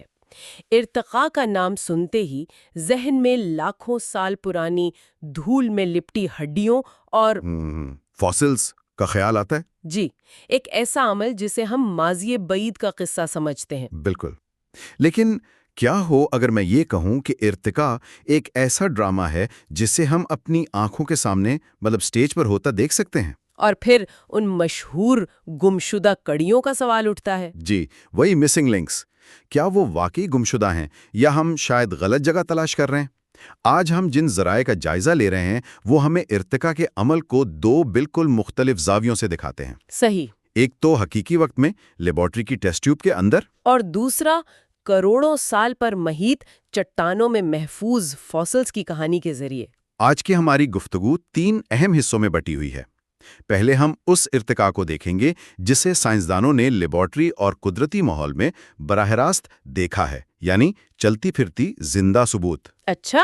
اس کے بعد ہم گمشدہ کڑی کے تصور کے پیچھے چھپی غلط فہمیوں کو سمجھیں گے اور دیکھیں گے کہ عبوری فاسلز یعنی ٹرانزیشنل فاسلز کی حقیقت کیا ہے۔ اور آخر میں ہم سب سے ذاتی موضوع یعنی انسانی ارتقاء کے ان ٹھوس فاسل شواہد پر بات کریں گے جنہیں اب گمشدہ کہنا تقریباً ناممکن ہے۔ یہ تو بہت دلچسپ لگ رہا ہے۔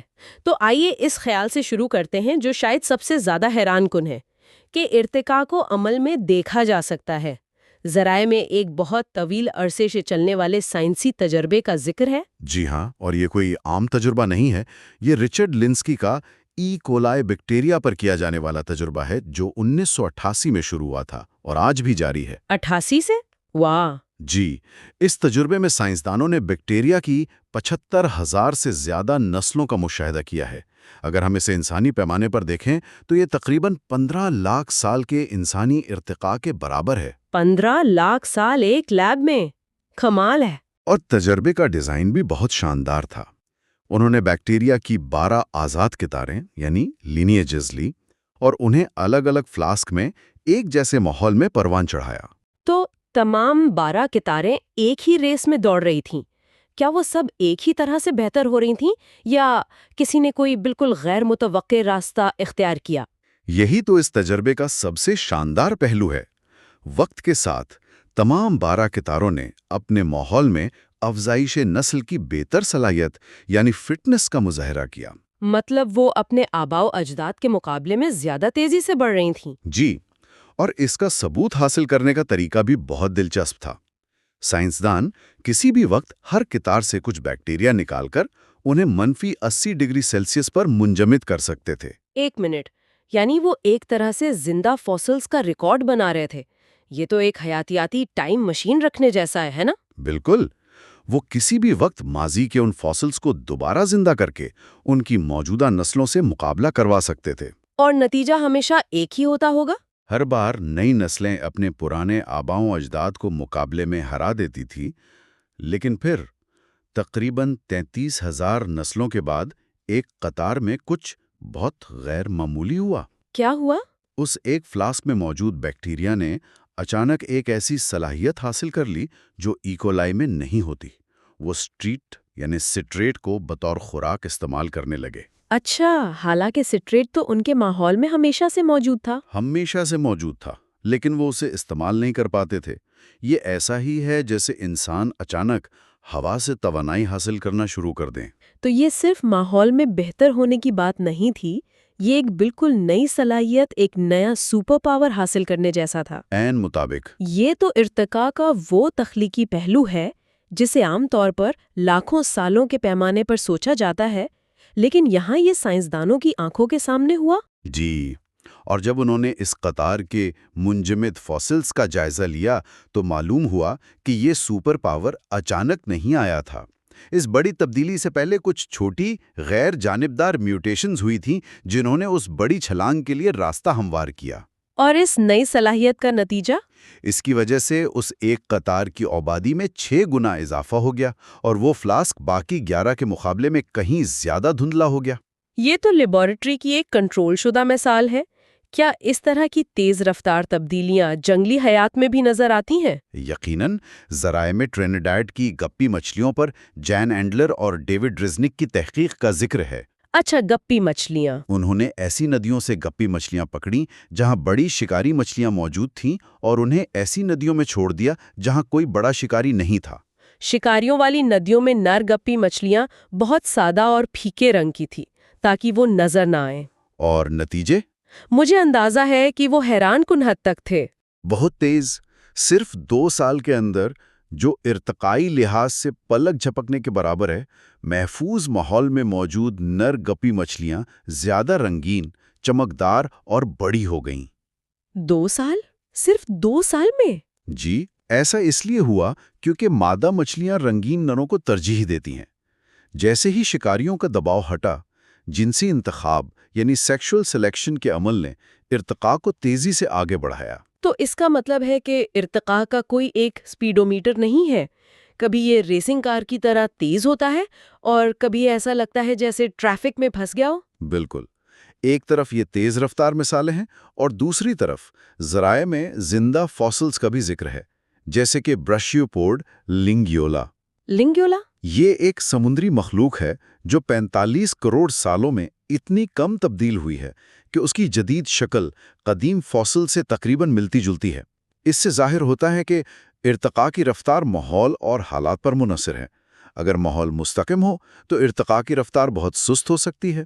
یہ دیکھنا تو بہت دلچسپ ہے کہ ارتقاء کو ہم اپنی آنکھوں کے سامنے بھی دیکھ سکتے ہیں، لیکن زیادہ تر لوگوں کے ذہن میں ارتقاء کا تصور فاسل سے ہی جڑا ہے، اور یہیں پر یہ گمشدہ کڑی کا شور سب سے زیادہ سنائی دیتا ہے۔ ذرائع اس معاملے کو کیسے دیکھتے ہیں؟ ذرائع اس نقطے پر بہت واضح ہیں کہ گمشدہ کڑی کا مطالبہ ہی ایک بنیادی غلط فہمی پر مبنی ہے۔ اچھا، وہ کیسے؟ پہلی بات جس پر ہمیں غور کرنا چاہیے وہ یہ ہے کہ ہمیں شکر گزار ہونا چاہیے کہ ہمارے پاس کوئی فاسلز موجود بھی ہیں۔ زیادہ تر جاندار مرنے کے بعد فاسل نہیں بنتے، ان کے جسم گل سڑ جاتے ہیں یا دوسرے جانور کھا جاتے ہیں۔ صحیح، فاسل بننے کے لیے تو بہت خاص حالات کی ضرورت ہوتی ہے نا؟ جی، جیسے فورن کیچڑ یا ریت میں دب جانا۔ اس لیے فاسل ریکارڈ میں خلا یعنی گیپس کا ہونا ایک قدرتی اور متوقع بات ہے۔ تو یہ خلا ارتقاء کے خلاف ثبوت نہیں ہے جیسا کہ کچھ لوگ دعویٰ کرتے ہیں؟ ہرگز نہیں۔ دراصل ذرائع کے مطابق ارتقاء کے خلاف اصل اور ٹھوس ثبوت یہ ہوگا کہ اگر کوئی فاسل غلط عارضیاتی تہہ میں پایا جائے۔ مطلب؟ مثال کے طور پر اگر پری کیمبرین دور کی چٹانوں میں جو 54 کروڑ سال سے بھی پرانی ہیں خرگوش کا فاسل مل جائے۔ ایسا آج تک کبھی نہیں ہوا۔ تمام فاسلز ہمیشہ صحیح ارتقائی اور زمانی ترتیب میں پائے جاتے ہیں۔ تو پھر یہ گمشدہ کڑی کا تصور اتنا عام کیوں ہے؟ یہ آیا کہاں سے؟ یہ خیال قرون وسطیٰ کے ایک پرانے تصور عظیم زنجیر حیات یعنی گریٹ چین آف بینگ سے آیا ہے۔ اس تصور میں زندگی کو ایک سیڑھی کی طرح دیکھا جاتا تھا۔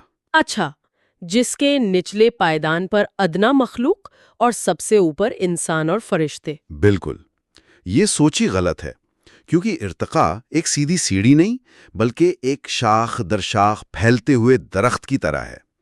کوئی بھی زندہ نو دوسری زندہ نو سے اعلیٰ یا ادنا نہیں ہے، وہ سب کزنز ہیں۔ مجھے یاد ہے کہ اسکول کی کتابوں میں ہمیشہ انسان کے ارتقاء کی ایک سیدھی لکیر والی تصویر ہوتی تھی۔ ایک بندر جھکا ہوا چل رہا ہے اور آہستہ آہستہ سیدھا ہو کر انسان بن جاتا ہے۔ اور یہی وہ تصویر ہے جس نے سب سے زیادہ غلط فہمی پھیلائی ہے۔ ہمیں دو جدید انواع کے درمیان مثلاً چمپینزی اور انسان کے درمیان کڑی تلاش نہیں کرنی، بلکہ ایک آبائی گروہ اور اس کی اولاد کے درمیان عبوری شکلیں ٹرانزیشنل فارمز تلاش کرنی چاہیے، اور ہمارے پاس ایسی بے شمار مثالیں ہیں۔ کوئی ایسی مثال جو اس تصور کو بالکل واضح کر دے؟ سب سے بہترین مثال شاید مچھلی سے خشکی کے جانوروں کا سفر ہے۔ ہمارے پاس ایک طرف پینڈریکتھیز جیسے فاسل ہیں جو مچھلیوں کی طرح تھے لیکن ان کے پنکھ ہڈیوں والے اور مضبوط تھے۔ ٹھیک ہے۔ دوسری طرف آکانتوسٹیگا جیسے ابتدائی ایمفیبینز تھے جن میں ٹانگیں تو تھیں لیکن ساتھ میں گلپھڑے اور مچھلی جیسی دم بھی تھی۔ ان دونوں کے درمیان ایک واضح خلا تھا۔ تو ٹکٹالک ملنے سے پہلے مخالفین یہ کہہ سکتے تھے کہ دیکھو مچھلی اور زمینی جانور کے بیچ میں کچھ نہیں ہے۔ کیا اس ایک فاسل نے واقعی اس پوری بحث کو بدل دیا؟ اس نے بحث کا رخ ہی بدل دیا۔ سائنسدانوں نے پیشن گوئی کی کہ ان دونوں کے درمیان کی کڑی تقریباً 37.5 کروڑ سال پرانی چٹانوں میں ملنی چاہیے، اور کینیڈا کے شمال میں ایسی چٹانیں موجود تھیں۔ اور انہیں وہاں وہ مل بھی گئیں؟ جی، انہوں نے وہاں کھدائی شروع کی اور 2004 میں انہیں ٹکٹالک ملا۔ ٹکٹالک میں مچھلیوں کی خصوصیات جیسے گلپڑے، سکیلز، پنکھ اور خشکی کے جانوروں کی خصوصیات جیسے چپٹا سر، متحرک گردن اور سب سے اہم بازو، اور سب سے اہم پنکھوں کے اندر بازو کی ہڈیوں کا مکمل ڈھانچہ دونوں موجود تھیں۔ یہ بالکل وہی تھا جس کی پیشن گوئی کی گئی تھی۔ واہ! اور ذرائع میں خشکی سے واپس پانی میں جانے کی بھی مثالیں ہیں، جیسے ویل مچھلیوں کا ارتقاء جو ہمیشہ سے ایک معمہ رہا ہے۔ بالکل، اور اب یہ معمہ حل ہو چکا ہے۔ جینیاتی شواہد نے پہلے ہی بتا دیا تھا کہ ویل کے قریب ترین زندہ رشتہ دار دریائی گھوڑے یعنی ہیپوز ہیں۔ اور فاسل ریکارڈ نے اس کی تصدیق کر دی؟ جی، ہمیں پاکستان میں پاکی سیٹس کا فاسل ملا جو ایک کتے جیسے جانور کا تھا جو پانی کے قریب رہتا تھا۔ پھر ایمبیولیٹس یعنی چلنے والی ویل ملا جس کی ٹانگیں چھوٹی تھیں؟ جی، اور وہ زمین پر بھی چل سکتا تھا اور پانی میں تیر بھی سکتا تھا۔ اس کے بعد روڈوسیٹس جیسے فاسلز ملے جن کی پچھلی ٹانگیں تقریباً بیکار ہو چکی تھیں اور نتھنے سر پر پیچھے کی طرف منتقل ہو رہے تھے۔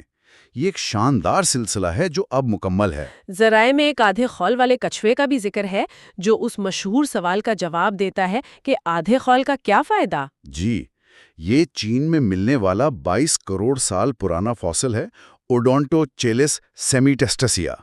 اس کے پیٹ پر مکمل خول تھا جسے پلاسٹرون کہتے ہیں، لیکن اس کی کمر پر خول نہیں تھا، صرف چوڑی پسلیاں تھیں۔ یہ تو کمال ہے، یعنی کچھوے کا خول اوپر سے نیچے نہیں بلکہ نیچے سے اوپر بنا۔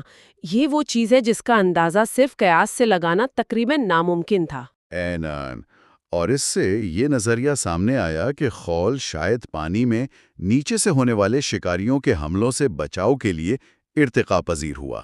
یہ ایک بہترین عبوری فاسل ہے۔ یہ تمام مثالیں بہت طاقتور ہیں، لیکن اب اس گمشدہ کڑی کی طرف آتے ہیں جو سب سے زیادہ ذاتی اور شاید سب سے زیادہ متنازع بھی ہے، ہماری اپنی کہانی۔ ذرائع کے مطابق یہ کڑی اب بالکل بھی گمشدہ نہیں ہے۔ ہمارے پاس ایک اتنا بھرپور اور مسلسل فاسل ریکارڈ موجود ہے جو ہمارے بندرنما آباء و اجداد سے لے کر جدید انسانوں تک کے سفر کو بڑی تفصیل سے بیان کرتا ہے۔ تو اس سفر کا آغاز کہاں سے ہوتا ہے؟ سب سے پہلا بڑا قدم کیا تھا؟ پہلا بڑا قدم 2 ٹانگوں پر چلنا تھا۔ اس کی نمائندگی آسٹریلوپیتھکس کرتے ہیں، جن کی سب سے مشہور مثال 32 لاکھ سال پرانا لوسی کا ڈھانچہ ہے۔ لوسی؟ یہ بنیادی طور پر 2 ٹانگوں پر چلنے والے چمپینجی تھے۔ ان کا دماغ چمپینزی جتنا ہی تھا، بازو لمبے تھے، لیکن ان کے کولہے، ٹانگوں اور پیروں کی ہڈیاں واضح طور پر ظاہر کرتی ہیں کہ وہ سیدھا چلتے تھے۔ تو یہ ہمارے سفر کی پہلی فیصلہ کن کڑی تھی؟ جی، اس کے بعد آتے ہیں ہومو ہیبلس، یعنی اوزار استعمال کرنے والا انسان۔ ان کے فوسلز جیسے KNMER 1470 اور ٹوگی ظاہر کرتے ہیں کہ ان کا دماغ آسٹرالوپیتھکس سے بڑا تھا، تقریباً 50% بڑا۔ اچھا۔ یہ فوسلز اتنی بہترین عبوری نوعیت کے ہیں کہ ماہرین آج بھی اس بات پر بحث کرتے ہیں کہ انہیں آسٹرالوپیتھکس کہا جائے یا ہماری اپنی جنس ہومو میں شامل کیا جائے۔ ایک منٹ، یہ بات تھوڑی الٹی لگتی ہے۔ عام طور پر تو جب ماہرین کسی چیز پر متفق نہ ہوں تو اسے کمزوری سمجھا جاتا ہے۔ آپ کہہ رہے ہیں کہ یہ بحث اصل میں ایک اچھی چیز ہے؟ ذرا یہی نکتہ اٹھاتے ہیں۔ یہ بحث اس ریکارڈ کی کمزوری نہیں بلکہ اس کی مضبوطی کی سب سے بڑی علامت ہے۔ وہ کیسے؟ اگر ہمارے پاس صرف چند ایک دوسرے سے بہت مختلف فوسلز ہوتے تو انہیں الگ الگ کھانوں میں رکھنا بہت آسان ہوتا، لیکن جب ہمارے پاس ایک مسلسل سلسلہ موجود ہو تو یہ فیصلہ کرنا کہ ایک نوع کہاں ختم ہوتی ہے اور دوسری کہاں سے شروع ہوتی ہے ناممکن ہو جاتا ہے۔ تو یہ بحثیں بالکل وہی ہیں جن کی توقع ایک مکمل فوسل ریکارڈ سے کی جانی چاہیے۔ بالکل۔ یہ ایک بہت اہم نکتہ ہے۔ تو ہومو ہیبلس کے بعد ہومو ایریکٹس آتے ہیں؟ جی، ہومو ایریکٹس یعنی سیدھا چلنے والا انسان۔ اس میں جاوا مین اور پیکنگ مین جیسے مشہور فوسلز کے علاوہ افریقہ میں ملنے والا ترکانا بوائے کا تقریباً مکمل ڈھانچہ شامل ہے۔ ترکانا بوائے؟ جی، یہ 15 لاکھ سال پرانا ایک نوجوان لڑکے کا ڈھانچہ ہے جو اگر آج زندہ ہوتا اور ٹوپی پہنے ہوتا تو شاید ہم اسے پہچان بھی نہ پاتے۔ اس کا دماغ ہم سے تھوڑا چھوٹا تھا، لیکن اس کا جسم اور قد کاٹ تقریباً جدید انسان جیسا تھا۔ اور یہ ہمارے وہ آباء و اجداد تھے جو افریقہ سے نکل کر پہلی بار دنیا کے دوسرے حصوں میں پھیلے۔ جی ہاں، اور پھر ہومو ایریکٹس سے ہم یعنی ہومو سیپینز تک کے سفر میں بھی روابط موجود ہیں۔ یہ زنجیر غیر معمولی طور پر مکمل ہے۔ اچھا۔ تو ہمارے پاس ہومو ایریکٹس اور ہومو سیپینز کے درمیان بھی درجنوں فوسلز ہیں جنہیں قدیم ہومو سیپینز یا ہومو ہائیڈلبرگینسس اور ہومو نیاندرتالینسس جیسے نام دیے گئے ہیں۔ تو یہ ایک بتدریج تبدیلی کو ظاہر کرتے ہیں؟ بالکل، دماغ کا سائز مسلسل بڑھتا گیا، چہرہ چپٹا ہوتا گیا اور کھوپڑی کی ساخت آہستہ آہستہ جدید انسانوں جیسی ہوتی گئی۔ یہ کوئی گمشدہ کڑی نہیں بلکہ ایک پوری جڑی ہوئی زنجیر ہے۔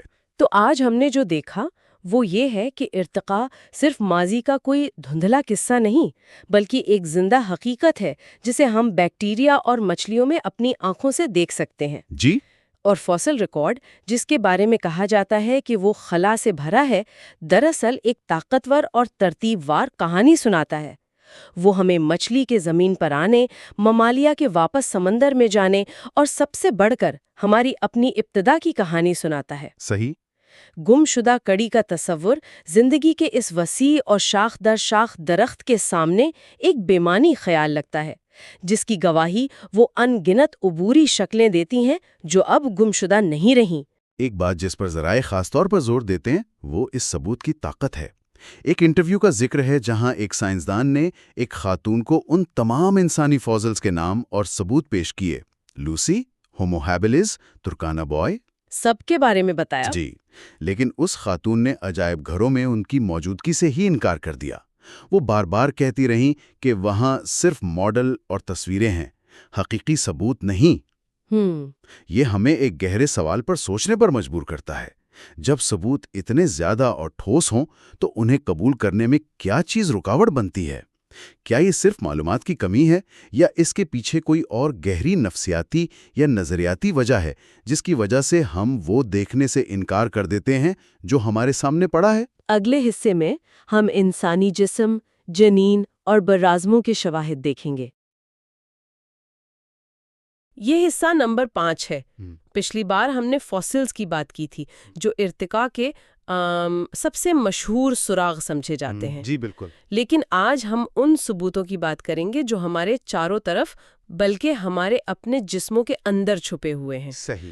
یہ ایک ایسی جاسوسی کہانی ہے جس کے ثبوت پتھروں میں نہیں بلکہ زندہ جانداروں، ان کی نشوونما، ان کی تقسیم اور ان کی ساخت میں لکھے ہوئے ہیں۔ تو آج ہم رچرڈ ڈاکنز کی کتاب دی گریٹسٹ شو آن ارتھ کی بنیاد پر 4 ایسے ہی زبردست ثبوتوں کی گہرائی میں اتریں گے۔ بالکل، اور ان چاروں ثبوتوں کی سب سے خاص بات یہ ہے کہ یہ ایک دوسرے سے بالکل آزاد ہیں۔ اچھا۔ پہلا ثبوت یہ کہ ایک اکیلا خلیہ کیسے ایک مکمل جاندار بناتا ہے۔ ٹھیک ہے۔ دوسرا یہ کہ دنیا بھر میں جانور اور پودے اس عجیب و غریب طریقے سے تقسیم کیوں ہیں۔ ٹھیک ہے۔ تیسرا ثبوت تمام جانداروں کے آپس کے خاندانی رشتوں کا ہے۔ اور چوتھا اور آخری وہ تاریخی نشانیاں ہیں جو ہم سب اپنے جسموں پر اٹھائے پھرتے ہیں۔ یہ سب مل کر ایک ایسی تصویر بناتے ہیں جسے سمجھنا بہت ضروری ہے۔ تو پھر اس جاسوسی کہانی کے پہلے سراغ سے شروع کرتے ہیں، یعنی ایک خلیے سے ایک مکمل انسان بننے کا ناقابل یقین سفر۔ جی۔ کتاب کا 8واں باب ایک مشہور قصے سے شروع ہوتا ہے۔ ماہر حیاتیات JBS ہیلڈین سے ایک خاتون نے پوچھا کہ یہ کیسے ممکن ہے کہ اربوں سالوں میں بھی ایک خلیے سے اتنا پیچیدہ انسانی جسم بن جائے؟ اور کتاب کا جواب بہت سادہ اور گہرا ہے کہ ہر انسان یہ معجزہ صرف 9 مہینوں میں خود کرتا ہے۔ بالکل، یہ ایک بہت گہرا نکتہ ہے۔ کتاب اس بنیادی فرق کو واضح کرتی ہے کہ جسم کسی مجسمے کی طرح بنائے نہیں جاتے، بلکہ وہ ہدایات کے ایک مجموعے پر عمل کرتے ہوئے خود نشو نما پاتے ہیں۔ اچھا، بنائے نہیں جاتے بلکہ نشو نما پاتے ہیں، اس میں کیا فرق ہے؟ دیکھیں، اس کو سمجھنے کے لیے سائنس کی تاریخ میں 2 پرانے نظریات کا ذکر ہے۔ ایک تھا پری فارمیشن ازم۔ پری فارمیشن ازم؟ جی، جس کا ماننا تھا کہ انڈے یا سپرم کے اندر ایک بہت ہی چھوٹا مکمل انسان پہلے سے موجود ہوتا ہے جو صرف وقت کے ساتھ بڑا ہوتا ہے۔ اور دوسرا نظریہ ایپی جینیسس تھا، جس کے مطابق جاندار ایک سادہ سی ساخت سے شروع ہو کر آہستہ آہستہ پیچیدہ شکل اختیار کرتا ہے۔ یہ پری فارمیشن ازم والا خیال تو بڑا عجیب ہے۔ اس میں تو ایک منطقی مسئلہ بھی ہے جسے کتاب میں رشین ڈال مسئلہ کہا گیا ہے۔ جی، یعنی ہر چھوٹے بچے کے اندر اس سے بھی چھوٹا بچہ اور اس کے اندر ایک لامتناہی سلسلہ۔ یہ تو ہو نہیں سکتا۔ تو پھر یہ عمل ہوتا کیسے ہے؟ کتاب کہتی ہے کہ DNA کوئی بلیو پرنٹ یا نقشہ نہیں ہے۔ بالکل، DNA کوئی نقشہ نہیں ہے جو بتائے کہ فلاں چیز فلاں جگہ لگانی ہے، بلکہ یہ مقامی اصولوں یعنی لوکل رولز کا ایک مجموعہ ہے۔ مقامی اصول؟ مطلب ہر خلیہ صرف اپنے ارد گرد کے خلیوں کے مطابق عمل کرتا ہے، اور ان چھوٹے چھوٹے مقامی اصولوں پر عمل کرنے سے ہی ایک مکمل پیچیدہ جسم وجود میں آ جاتا ہے۔ اچھا، تو کوئی سینٹرل کمانڈر نہیں ہے؟ ہر خلیہ بس اپنے پڑوسی کو دیکھ رہا ہے؟ اس کو سمجھنے کے لیے کوئی مثال ہے؟ کتاب میں 2 بہت دلچسپ مثالیں ہیں۔ پہلی ستاروں کے غول کی۔ پرندوں کے غول کی؟ جی، جب ہزاروں پرندے ایک ساتھ ہوا میں اڑتے ہیں تو وہ ایک حیرت انگیز منظم شکل بناتے ہیں، لیکن ان کا کوئی لیڈر نہیں ہوتا۔ صحیح۔ ہر پرندہ صرف اپنے آس پاس کے چند پرندوں کی رفتار اور سمت کی پیروی کرتا ہے۔ اسی طرح ایمبریو میں ہر خلیہ اپنے پڑوسی خلیوں کے سگنلز پر رد عمل ظاہر کرتا ہے۔ اور دوسری مثال؟ دوسری مثال اوریگامی کی ہے، یعنی کاغذ موڑنے کا فن۔ جیسے کاغذ کی تہیں مڑ کر پیچیدہ شکلیں بناتی ہیں، ویسے ہی ایمبریو میں ٹیشوز کی چادریں پھیلتی، سکڑتی اور مڑتی ہیں۔ کتاب اسے آٹو اوریگامی کہتی ہے۔ Auto origami? کیونکہ یہ سب خود بخود ہوتا ہے؟ بالکل، کسی باہر والے کے بغیر۔ اور اس پورے عمل کا سب سے اہم مرحلہ کون سا ہوتا ہے؟ کتاب کے مطابق ریڑھ کی ہڈی والے جانوروں میں سب سے پہلے خلیوں کا ایک کھوکھلا گولا بنتا ہے جسے بلاسٹولا کہتے ہیں۔ اس کے بعد گیسٹرولیشن کا عمل شروع ہوتا ہے۔ گیسٹرولیشن؟ جی، جسے مصنف زندگی کا سب سے اہم وقت کہتے ہیں۔ اسی مرحلے پر ٹیشوز کی 3 بنیادی تہیں بنتی ہیں۔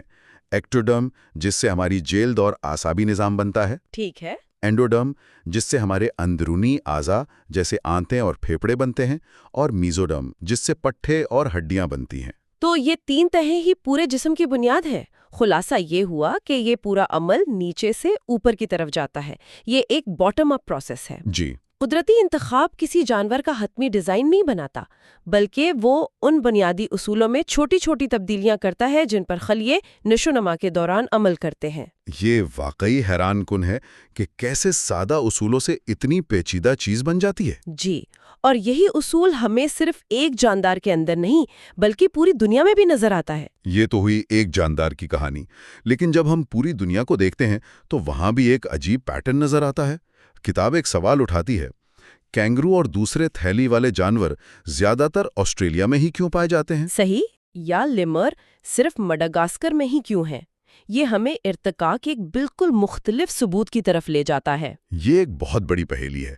کتاب اس پرانے خیال کا مذاق اڑاتی ہے کہ تمام جانور نوح کے جہاز سے نکل کر پوری دنیا میں پھیلے۔ اچھا، اگر ایسا ہوتا تو کوہ ارارات کے ارد گرد سب سے زیادہ انواع ہونی چاہیے تھی، اور جیسے جیسے ہم دور جاتے ان کی تعداد کم ہوتی جاتی، لیکن حقیقت اس کے بالکل برعکس ہے۔ ہر بر اعظم کی اپنی ایک الگ منفرد حیات ہے۔ بالکل۔ اس معاملے میں ڈارون کی گالاپاگوس جزائر سے حاصل کردہ بصیرت بہت اہم تھی۔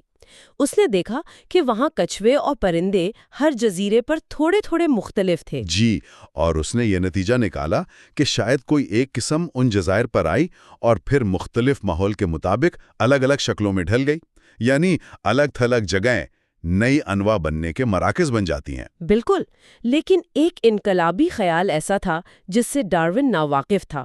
وہ تھا بر اعظموں کا بہنا، یعنی کانٹیننٹل ڈرفٹ۔ جی، 20ویں صدی کے شروع میں ایلفریڈ ویگنر نے یہ نظریہ پیش کیا۔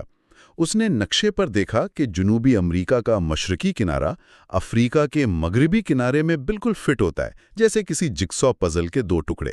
اچھا، تو یہ براعظم ہمیشہ سے یہاں نہیں تھے؟ یہ کسی جہاز کی طرح سمندر پر تیر رہے ہیں؟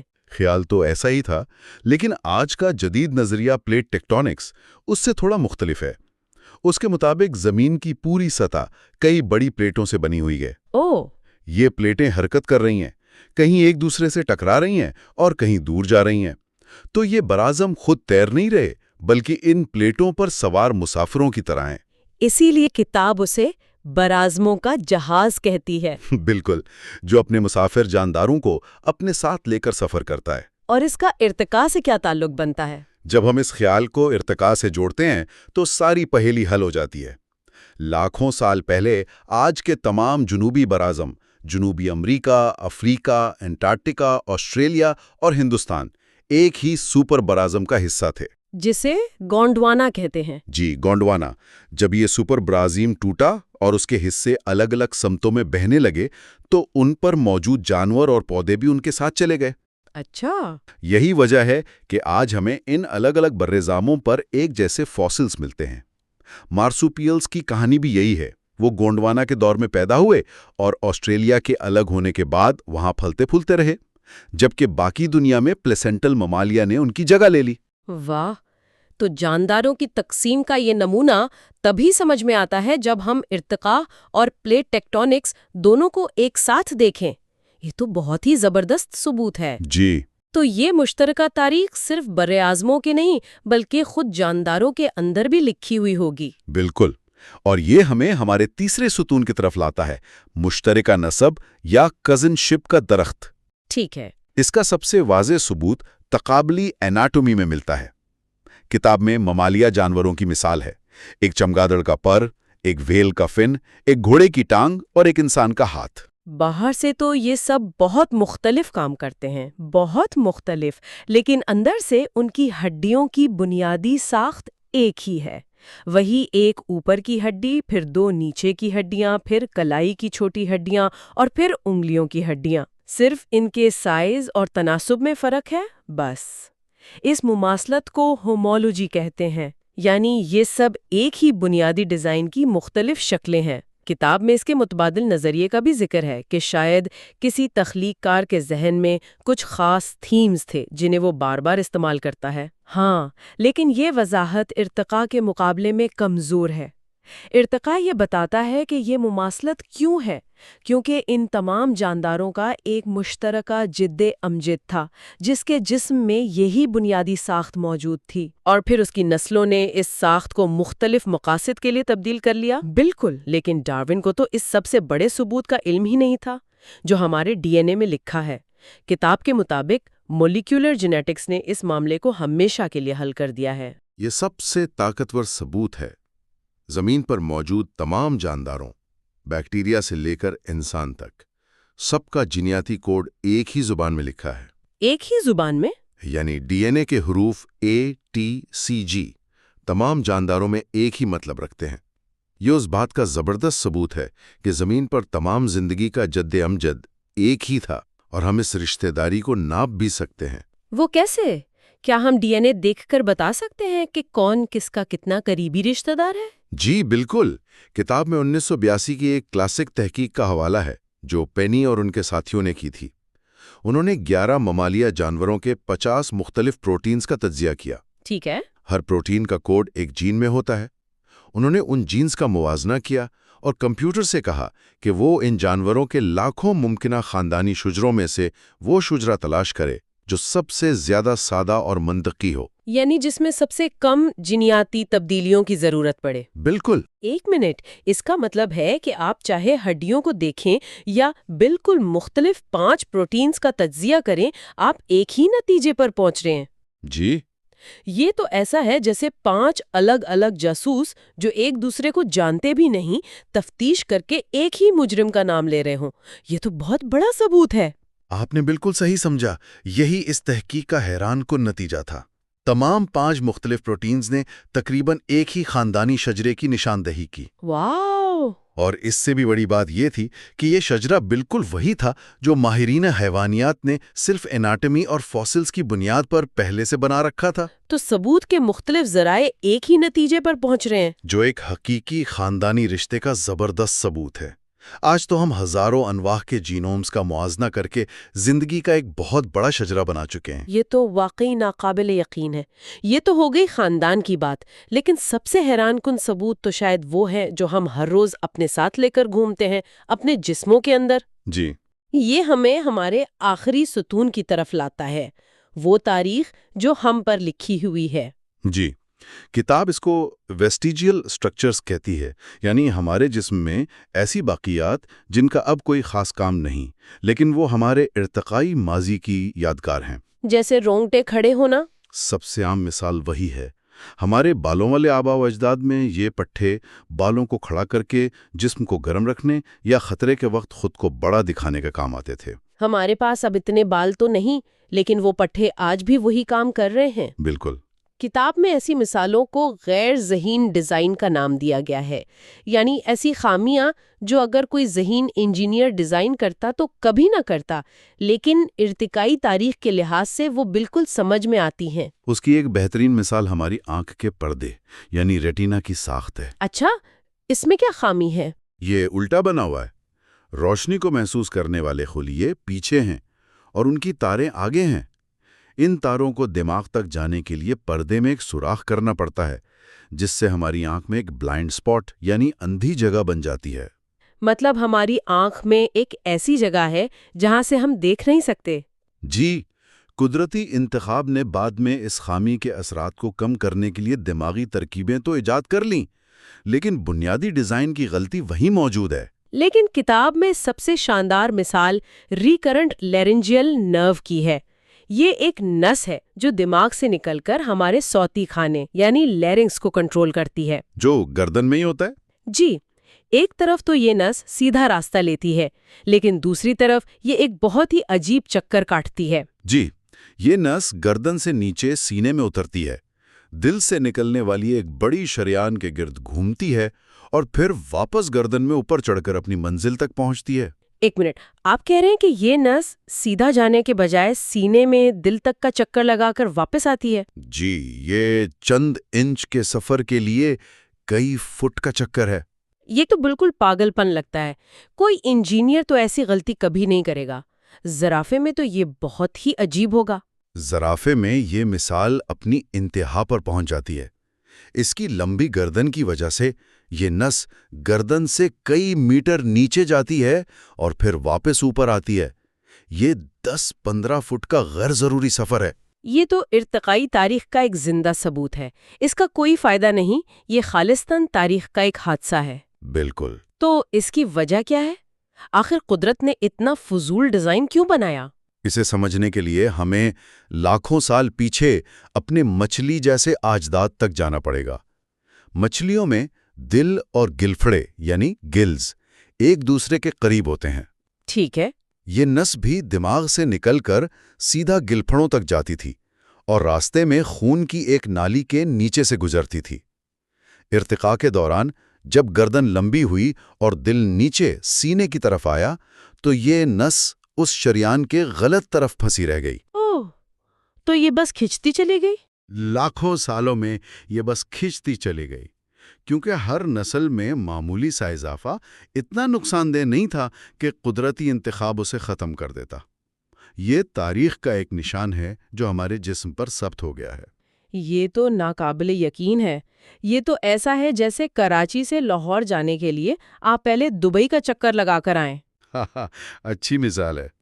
کتاب میں ایسی اور بھی مثالیں ہیں، جیسے مردوں میں سپرم لے جانے والی نالی کا یوریٹر کے گرد ایک لمبا چکر لگانا، یا ہمارے سائنس کے نکاسی سوراخ کا اوپر کی طرف ہونا۔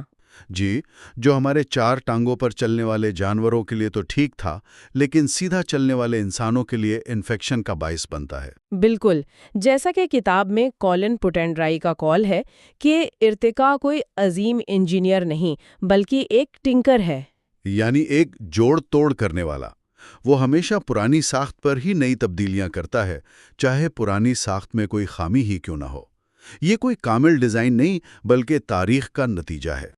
تو آج کی گفتگو کا خلاصہ یہ ہے کہ ہم نے ارتقاء کے 4 بالکل مختلف اور بہت طاقتور دلائل کا جائزہ لیا۔ پہلا، ایمبریو کا ایک سادہ پروگرام سے پیچیدہ جسم بنانے کا عمل۔ صحیح۔ دوسرا، براعظموں کی حرکت کی وجہ سے دنیا بھر میں جانداروں کی تقسیم کا نمونہ۔ تیسرا، تمام جانداروں کا جینیاتی اور ساختی خاندانی شجرہ۔ اور چوتھا، ہمارے اپنے جسموں میں موجود ارتقائی تاریخ کی خامیاں اور باقیات۔ جی، یہ تمام ثبوت جو فاسلز پر انحصار نہیں کرتے، مل کر ارتقاء کی ایک ایسی تصویر بناتے ہیں جسے نظر انداز کرنا بہت مشکل ہے۔ آخری حصے میں ہم ارتقائی جدوجہد اور زندگی کے حسن پر بات کریں گے۔ رچرڈ ڈاکنز کی کتاب دی گریٹسٹ شو آن ارتھ پر ہماری گفتگو کے سلسلے میں یہ چھٹا اور آخری حصہ ہے۔ ہم نے ایک لمبا سفر طے کیا ہے، فوسل سے لے کر ڈی این اے تک، یہ سمجھنے کے لیے کہ ارتقاء کے ثبوت کیا ہیں۔ جی، اور آج ہم اس سفر کو اس کے منطقی انجام تک پہنچائیں گے۔ بالکل۔ پچھلے حصوں میں ہم نے دیکھا کہ ارتقاء کیسے ہوتا ہے، اس کے میکینزم کیا ہیں، لیکن آج ہم ایک بڑے سوال پر بات کریں گے کہ یہ سب ہمیں زندگی کی فطرت کے بارے میں کیا بتاتا ہے؟ صحیح۔